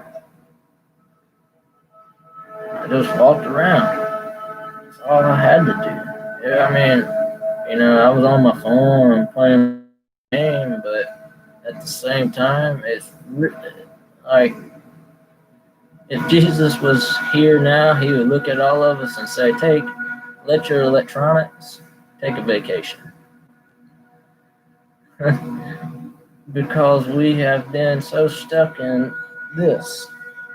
I swear we're regressing to caveman days because we're looking at our feet through a screen half the time. I'm one to watch where my feet go because I like that old saying from a Knight's Tale movie, follow your feet and you'll find your way. And I've always believed that, you know, that there's like someone that has their head down, you might think, oh, why they got their head down? They must be depressed or something. That's not always the case. More often than not, I got my head hung down because I'm following my feet. I'm in contemplation. I'm in thought of something that is outside of this now. So I'm not only present, but I'm not present. So I follow my feet. If that makes sense, I know it sounds weird, but you know, even I can remember back to my track and field days, running long distance meets, I watched my feet. And my coaches would get really mad at me because they'd be like, pick your head up, let your chest expand. It's like, I'm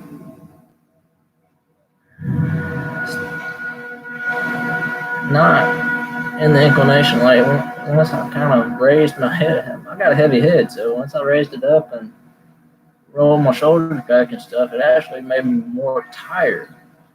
So I would stoop and hang and be in a smaller persona, but I'll be watching my feet because I knew I would be constantly going pretty forward. I would pass through that finish line without being stuck on focusing on breathing, focusing on keeping myself up and moving. I followed my feet. I know I'm ranting now, so I'm gonna stop.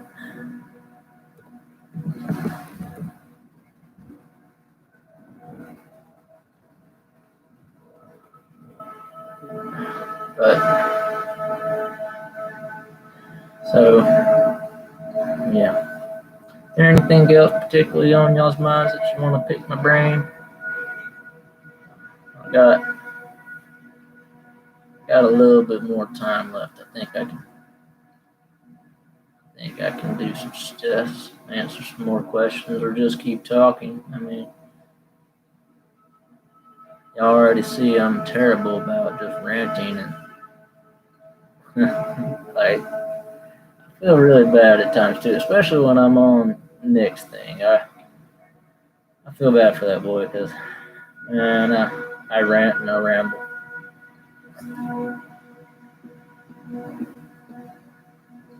What y'all got? If y'all would rather, we can get our feet planted and do a bit of a meditation in this segment and put some love out to the world. Oh yes, I am fully in agreement to that, Jamie. Frequency.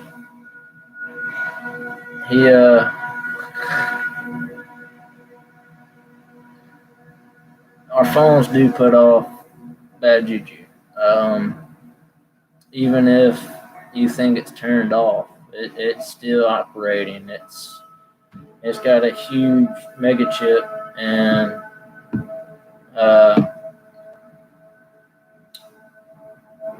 whatchamacallit, it's constantly sending off signals basically.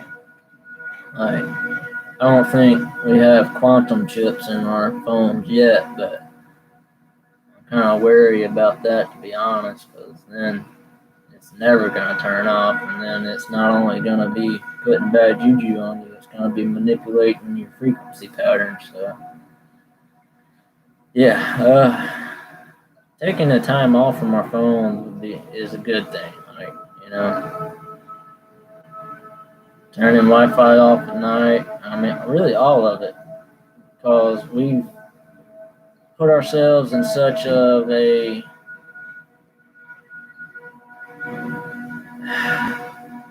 socialistic need for technology that we've let technology advance far past our understanding of it, and then we allow it to affect us. Yeah, I mean, like Amelia just said, the majority of people are attached to their phones, and those evil entities know this. So it will use that same device that you've asked for nefarious means. Plants in the house, I mean, surrounding yourself with the natural world, not the material world. That's a good way to look at it. Surround yourself with the natural world instead of the material.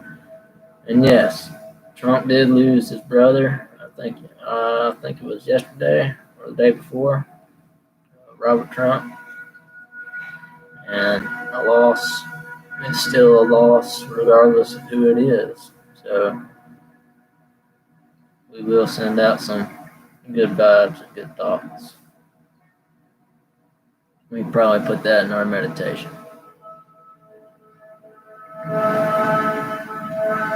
I try to stay away from Stephen King. I think he's a bad wizard. I've watched a lot of his movies, and they all, even though he's a horror author, I mean, like, I don't know, I think it's bad juju. If you want a decent horror author that's not so much just trying to put bad juju, it's just talking about bad juju, is H.P. Lovecraft. Like, that's the epitome of true horror writing, I would say, because he's kind of tapping into some stuff there. Whereas old Stephen King, he's manipulating juju and making you feel weird. I don't know. I mean, good writing is good writing, you know, though. I mean, but allowing that writing to be put forth on a manipulative field, such as movies or television, I really think you should be more wary of how you deliver it. And well, with all his stuff, it's pretty much just making you embrace that fear frequency. And it doesn't even have to be a particularly scary story or adaptation of one of his stories. They're still going to put you in that mentality and bring down your vibrations. Right. Definitely.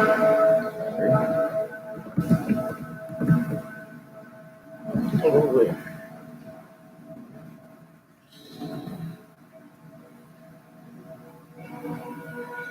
So, do y'all want to do a meditation now, or y'all got anything else you want to kind of talk about, or what's the feel?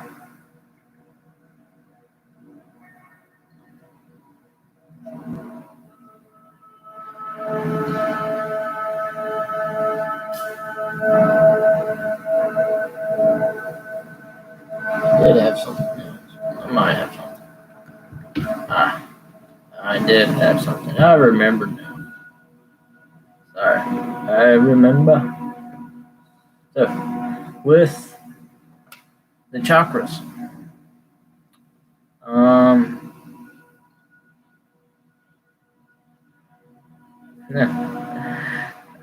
Rob Zombie's some stuff. I did like the Covenant. That was a good movie.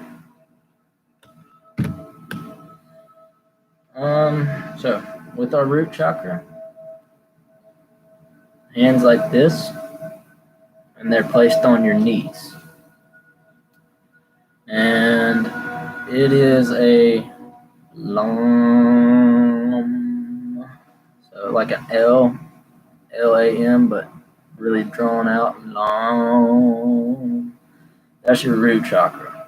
And these hand positions are basically aligning your body and your thought process to that particular chakra, and those mantras are the vibrational frequency of those chakras. And then your sacral chakra is like this, your right hand in the palm of your left and your thumbs touching, and it's going to be laid in your lap. And that is a Vam. And it's like a soft V to a long AM. The solar plexus is hands together, right thumb down, left thumb over. Nope, my bad. Place the hands.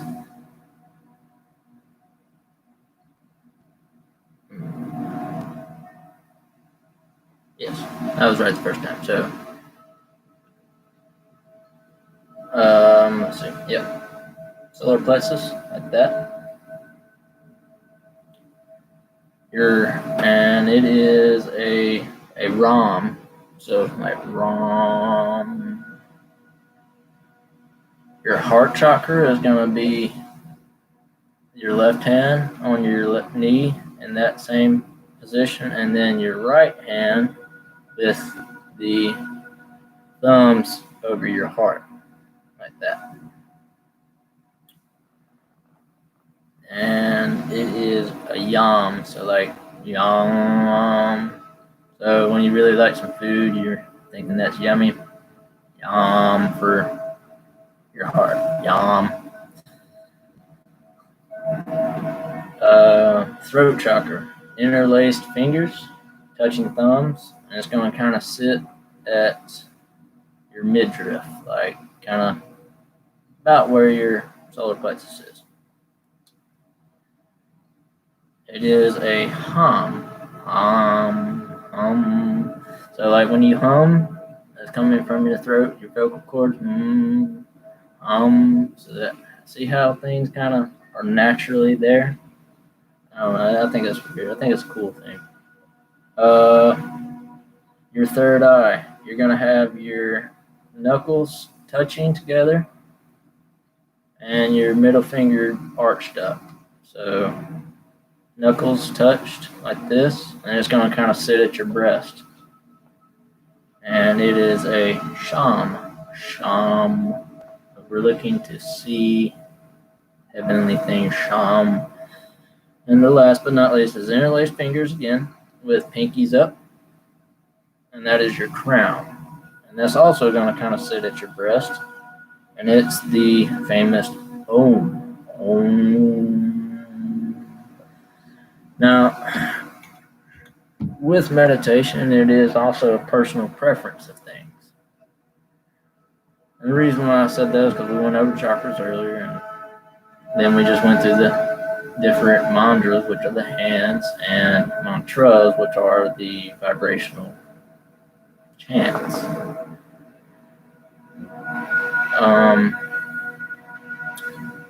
With each mantra, the chant, doesn't mean that's automatically going to put you in the place you wish to be. It's that intention of being there. It is being in the now, natural, conscious breathing. There's all kinds of things. Like, y'all have been with me on a few of my meditations before. I haven't done the mantras because I personally don't like to do them. I spoke them just then so you may visualize them. And visualization will also kind of put in that mental frequency, that mental vibration. Your brain makes sound, but it takes the synapse and the neural link to your throat to produce that sound. Just as the same way you hear, it's the same thing. Your brain hears it and must process it, then allows you to, oh, that's what's being heard. It's all at a vibration. So you can almost mentally visualize those vibrations. So it goes from Ram to Vam. Lam, Lam to Vam to Ram to Yam to Ham, Sham, and Om. See, it's a different vibration at the slightest frequency for each. Now, those mantras are helping to awaken those chakras. And that's like if you haven't fully opened them, or if you don't really know, or just trying, and that's not so much a cleanse or seeking balance. Those are basically opening the gates. Now, there was something, like I said, technical issues or whatever, but next go around, I'll probably put it in once I get all that figured out, how to screen share and whatnot. Maybe hopefully the Zoom will be able to be up and do a live kind of like Good Lions does. Frequencies. The 7 gates aren't all the chakras. That's why, like, when I've gone through meditation, I tell y'all, let that energy flow through your limbs. I mean, it's all over. And when you do get to that crown and that third eye, you start to activate that little bit of that vibration around you. Okay, that's always there.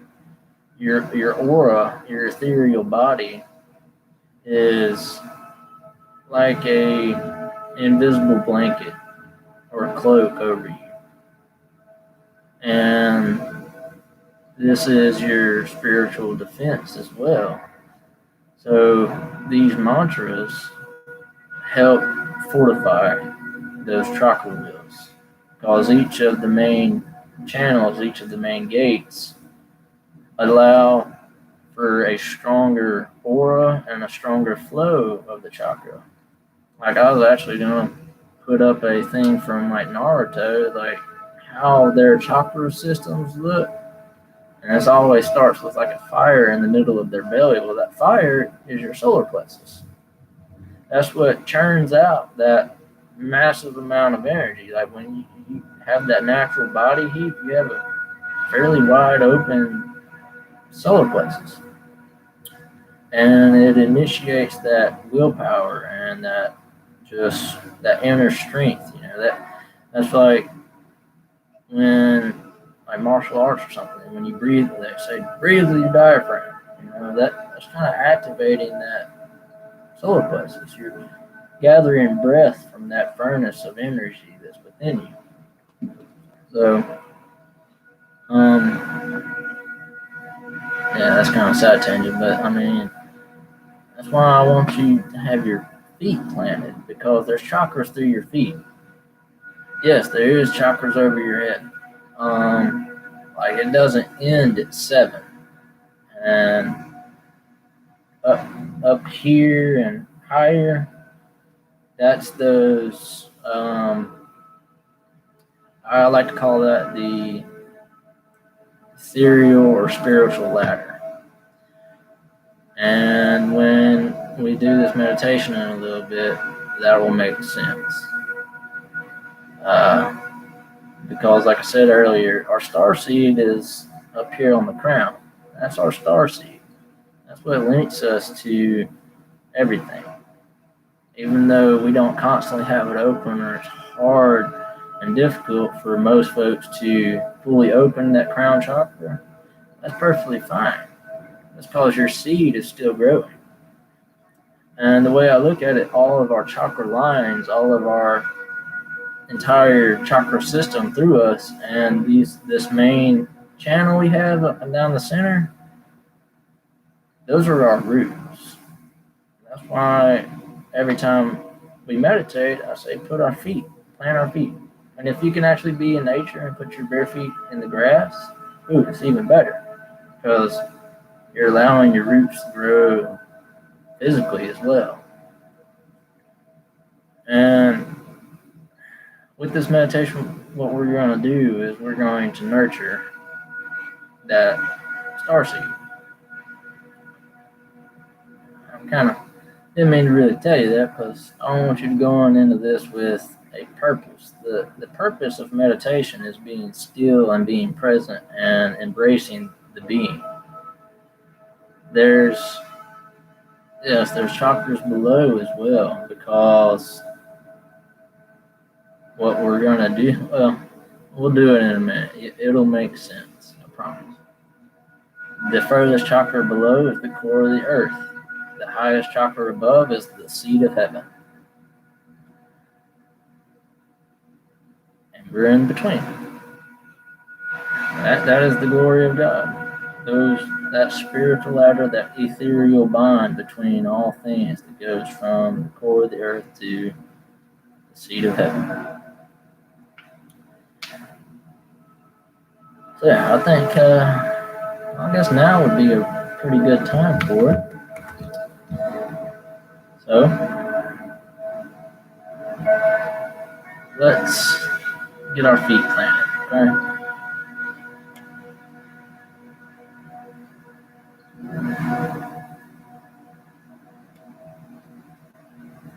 Something's kind of telling me let's do a little bit of another prayer right before we do all this, so that we're not heavy with other thoughts and bring down vibrations for praying for. So, yeah. To our Heavenly Father, glorious Creator, He who gives us spirit and love and grace, we again ask that righteousness reign and your justice be upheld. We seek in you the power to expose the evils of the world, bind them in their machinations, and cast them out for the wrongdoings against your glory. And it is in this prayer that we offer up gratitude for the lives that have been taken and lost during this hurtful and shrouded time. Gratitude that they were here in that time to give that love to the world. Gratitude that to all the lives they may have touched, they will be remembered. We lift them up to be embraced by your love, so that we also may distribute that love. We also ask to give us guidance in a world full of clouded misconceptions. We wish for your glory and abundance to wash over the world, as we know it will, it has, and is. We ask in the glory that you have bestowed in each of us, in the divine connection that has healed us, revealed to us the truth, and allowed for us to be at peace in this tumultuous world. Let that same peace, love, and connection pass on through each and every one of us, to each of us that needs it, to all the believers and the truth seekers. Let your glory be on the tongue of our words, be in the actions of our days. It is with this reverence and this gratitude and in humble service that we ask you, embrace this world as you always have, and let your will and glory be done as it is in heaven. Amen.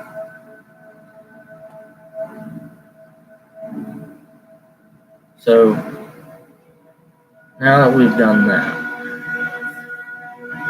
the only reason why I did that first was so that when we do raise our vibrations, sometimes in prayer, we let our vibrations fall, thinking of the woes and asking for deliverance of those woes. I am doing that first. That way we can attune ourselves to that divinity, and then only from there raise our vibrations.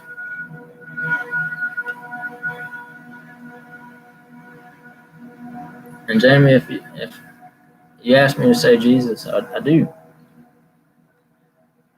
And it is through the teachings of Jesus that we reach the Lord. But also, that is within.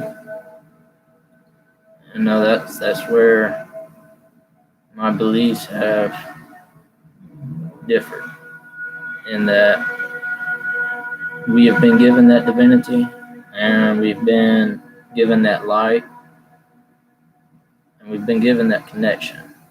Jesus did die for us because we were in a world full of forgotten sin. And that world is a deceptive outer shell. That's why I say we have to look within. Jesus is there because he was the master of divinity in human form. I'm not saying Jesus is not the way. If you believe Jesus is the way, stay true to your belief. I believe that he is the way, but you must look within to achieve that way. It is in all of us. It is through the glory of God that we are given that. And it is through Jesus' teachings that we should emulate that glory of God. He died for us so that we would not have to be persecuted in God's wrath. Just like Moses was called to lead to a righteous path, he himself was very stern in that, and it led people away. In Jesus' teachings, there was the persecution and the false claims that he was not who he said he was, which led away. So your belief and your path is your own, in my eyes. And what I mean by that is that it is to each of us to achieve that connection to the Lord. And it can be done. I do it through personal means of internal reverence, speaking to Him, being in the blessings that I have received, being grateful, and doing my best to emulate the teachings of Jesus. I know my salvation because I have received it. I do my best to emulate Jesus' teachings, and I do my best to connect to that divine spirit and to profess means of connection to that divine spirit. It is through meditation being our offense and prayer being our defense. Like I said before, the path is within us, honestly. I mean, it is through Jesus' teachings, through the Lord's grace, and through our acknowledgement of both of those. But it still remains in us. So, yes, profess. Do that, please, because it is up to each and every one of us for those prayers and for those meditations and getting right in ourselves, being at peace, so that we are able to profess the Lord's calling. And, if you have a confliction on yourself, give it to the Lord. Let Him heal you. Ask for that forgiveness, and then also forgive yourself. We have a hard time asking for forgiveness, but we never give it. And that is just as important. We do live in sin, and in all honesty, we're not worthy of what's been given to us, but that's what makes God so glorious. He gives us that love and grace anyways. So emulate that as best you can. Be in the works. But it is not good works that get you there. It's being right on that spiritual path. It's being right in righteousness. It's upholding that justice. It is exposing misdeeds and evil inclinations. It is calling the devil out and saying that he has no power as much as he fights for it. He doesn't have it. It's false power. It's actually power given to him by God because he was created by God. But it's his pride in that power that made him fall. It's also the pride of man that makes man fall. It is through that glory and through that grace and through that love that we hold on to that salvation. I'll leave it at that. But yeah, I mean, I'm not one to argue beliefs, argue faith, argue religion, because that's just something you will literally beat yourself down over, and that's not the way. Like, if Jesus was here, he would look at all the bickering and laugh, and then said, "You misguided fools," because he's like, "I told you the way. I told you how." Bickering about one piece of that, or confining yourself to a one inclination of it, would be misguided as well.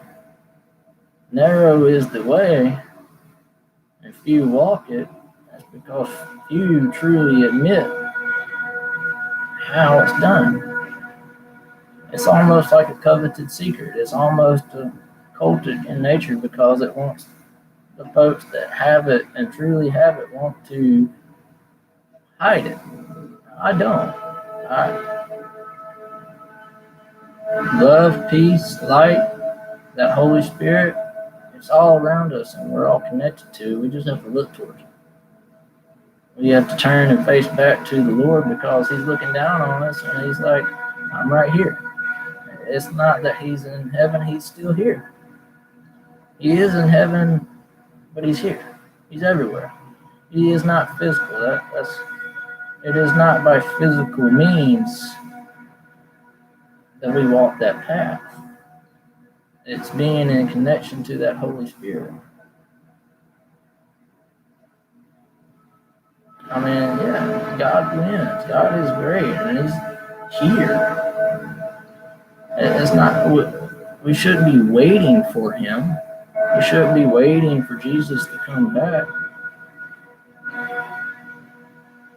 They're here. They're doing work.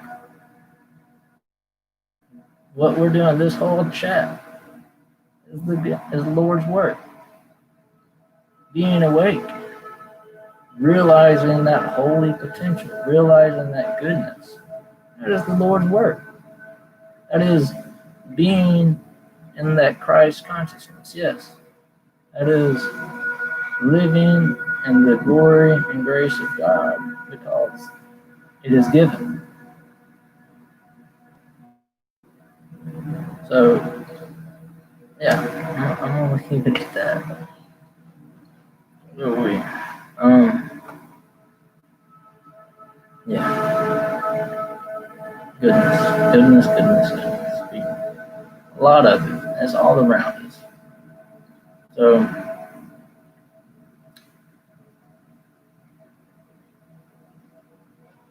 let's get our feet planted.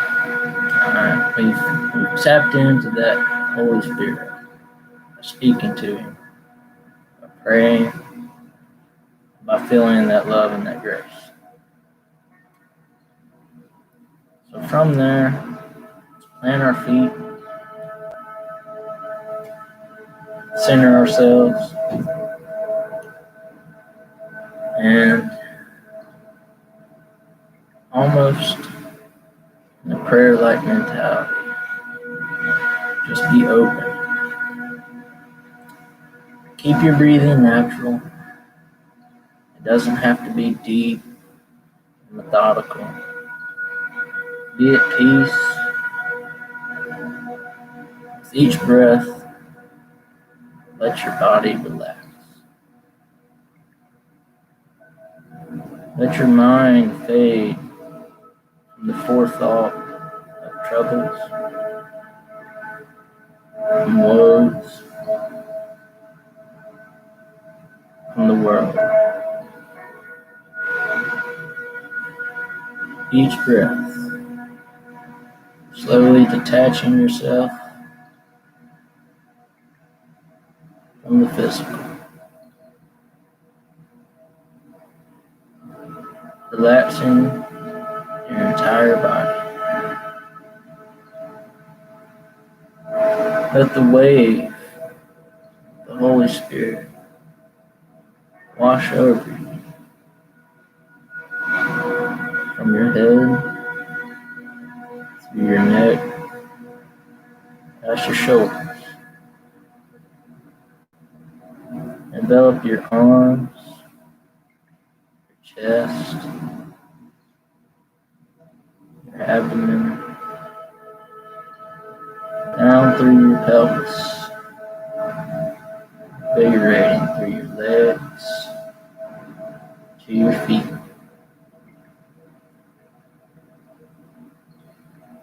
And having this divinity shroud wrapped around you, knowing that peace,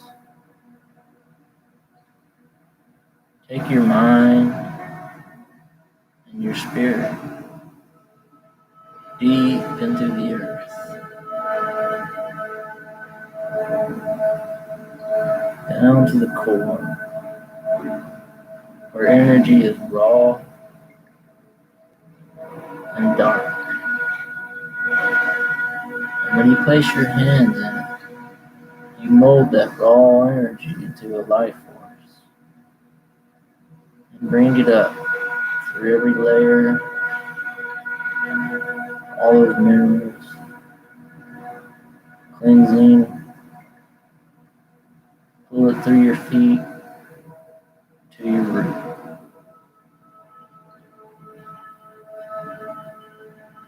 With each breath, take a bit more, molding that energy. And as you bring it up, open the first gate and allow it to pass to your sacral chakra. Feeling that wheel of the loving energy that we've received. As we keep breathing, a little bit more energy. Pull it up.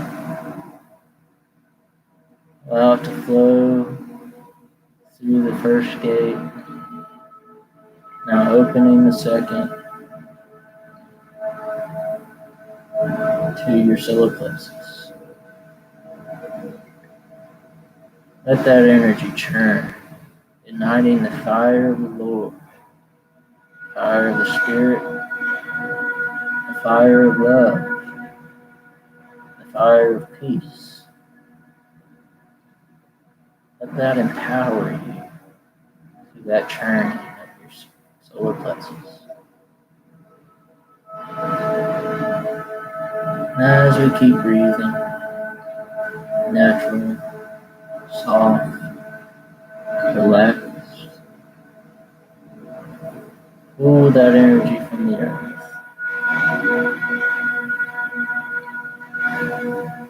Pass through the first gate, to the second, the third, and into your heart chakra.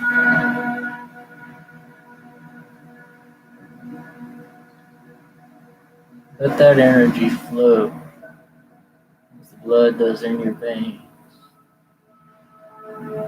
Filling yourself with that love, that self-love, that knowledge, that peace. Still breathing, natural and calm. We pull more energy from the core, passing through our first gate, the second gate, the third, opening up the fourth. As we feel energy into our throat chakra, release the self-doubt, the lies in which We constrain ourselves, unshackling those false truths that weigh us down. And as this energy swells, speak that one truth. You are divine. I am whole. I am love. I am at peace. As we keep breathing natural and smooth, pull that energy back from the core through the first gate, through the second, past the third, the fourth, and we open that fifth gate, allowing that energy to flow to our third eye.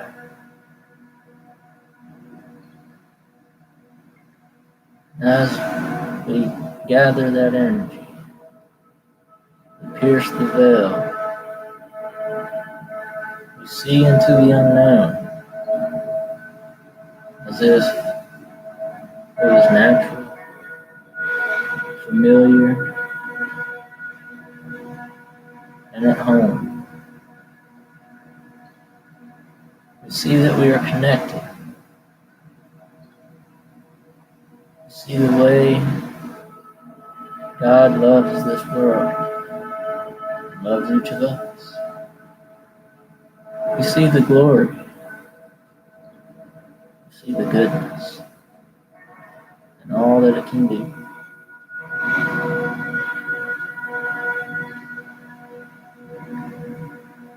As we keep breathing, we pull more energy, molding it to that heavenly light that has been given. We pass it through the first, second, third gate, on through the fourth, passing the fifth, and we open that sixth gate. We allow energy to flow to the base of that starseed, that crown chakra.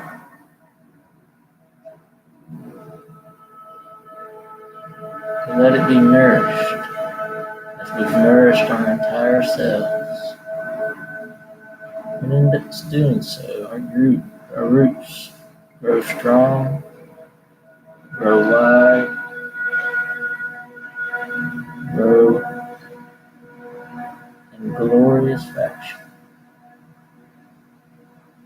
We have nurtured that starseed.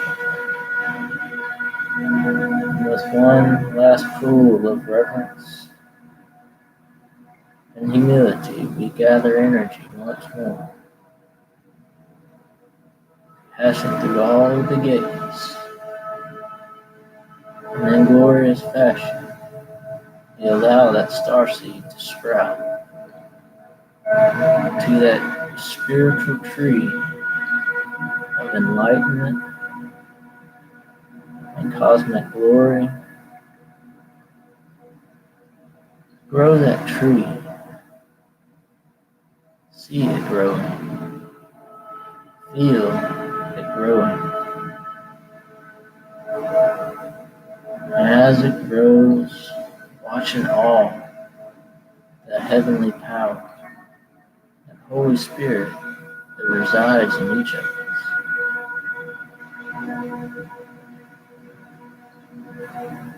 It's grown into the cosmos, the very universe itself.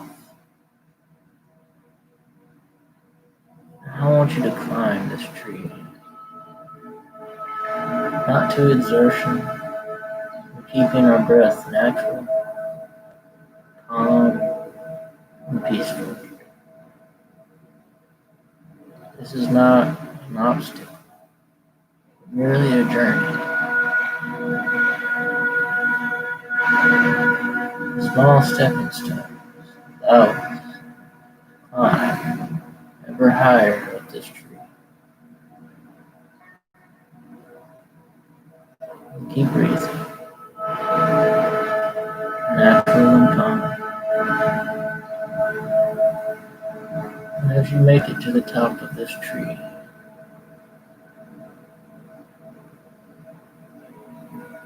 seat yourself in cross-legged, humble reverence. Have yourself above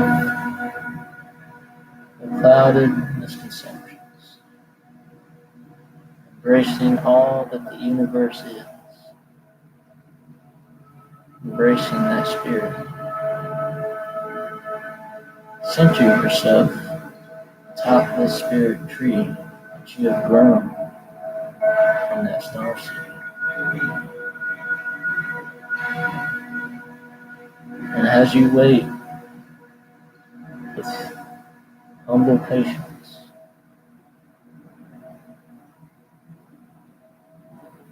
allow that presence to come before you, knowing this is your guide. Accept the help in which it gives,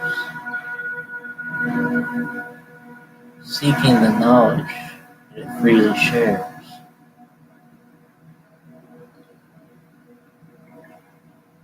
Remaining humble, remaining patient, remaining calm,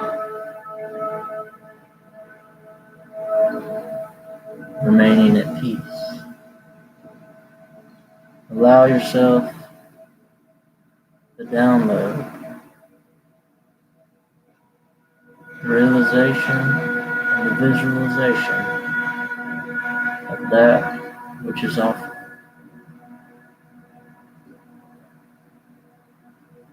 Being one with all there is, all there will be, all there was. Embracing this moment,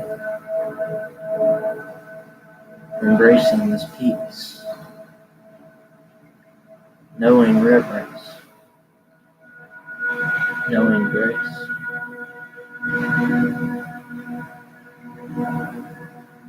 Still breathing, relaxed, calm, natural breath.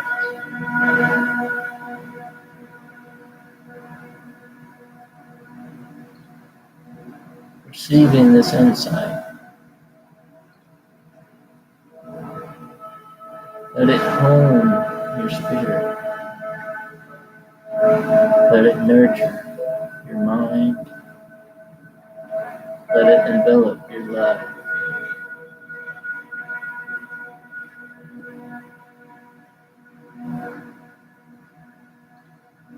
Be thankful. Show this gratitude.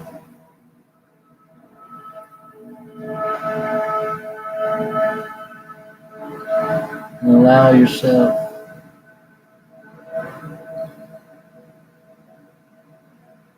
that forgiveness that has been given.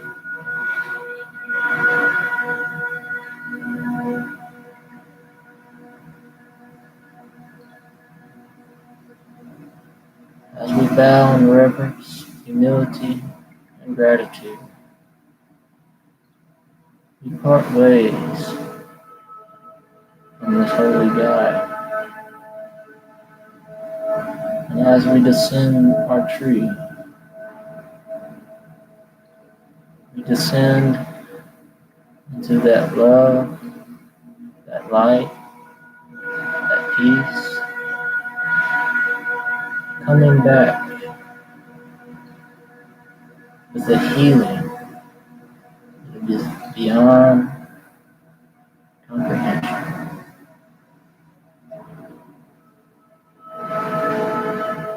As we return to ourselves, coming back centered, still calm, Feel natural, peaceful breaths. Allow your spirit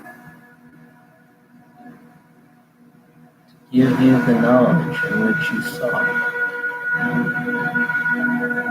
Allow yourself that peaceful reverence. Feel that shroud of holiness, of light, love, and peace. And as we have that divine connection, take a little bit of this love, light, and peace that was bestowed and place it in your hands. Mold this light into a ball of love that knows peace, that is unfathomable, that knows love, that is unconditional, that is relaxing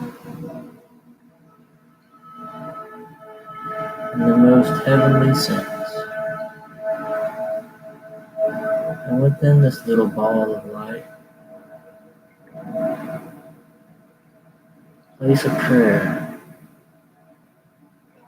And let that prayer be echoed into eternity and felt through the universe, shaping this ball of light, love, and peace. We close our hands and send this blessing to all those we are connected to and all those in need. Still breathing, natural, calm, and relaxed.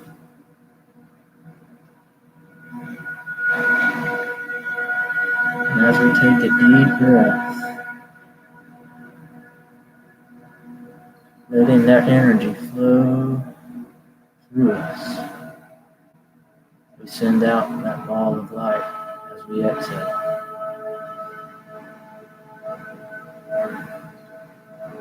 And we know blessings are plenty. Y'all, some good stuff there. Just want you to know that I love you. I hope that we got something from this, and I hope that when we go on with our day, we can keep that feeling of love, light, and peace,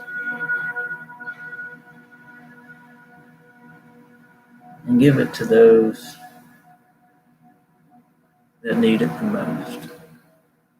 Everyone we come in contact with, everyone that we're out of contact with, everyone needs a little bit of love. And we just embrace the fullness of it. So give a little back. And be at peace with your day. Love y'all. Hope all is well. Till next time, stay blessed and stay grounded. Much love to you all. Get off there. I'll stay and chat if you need to, and the door is always open. So, love y'all. Have a wonderful day.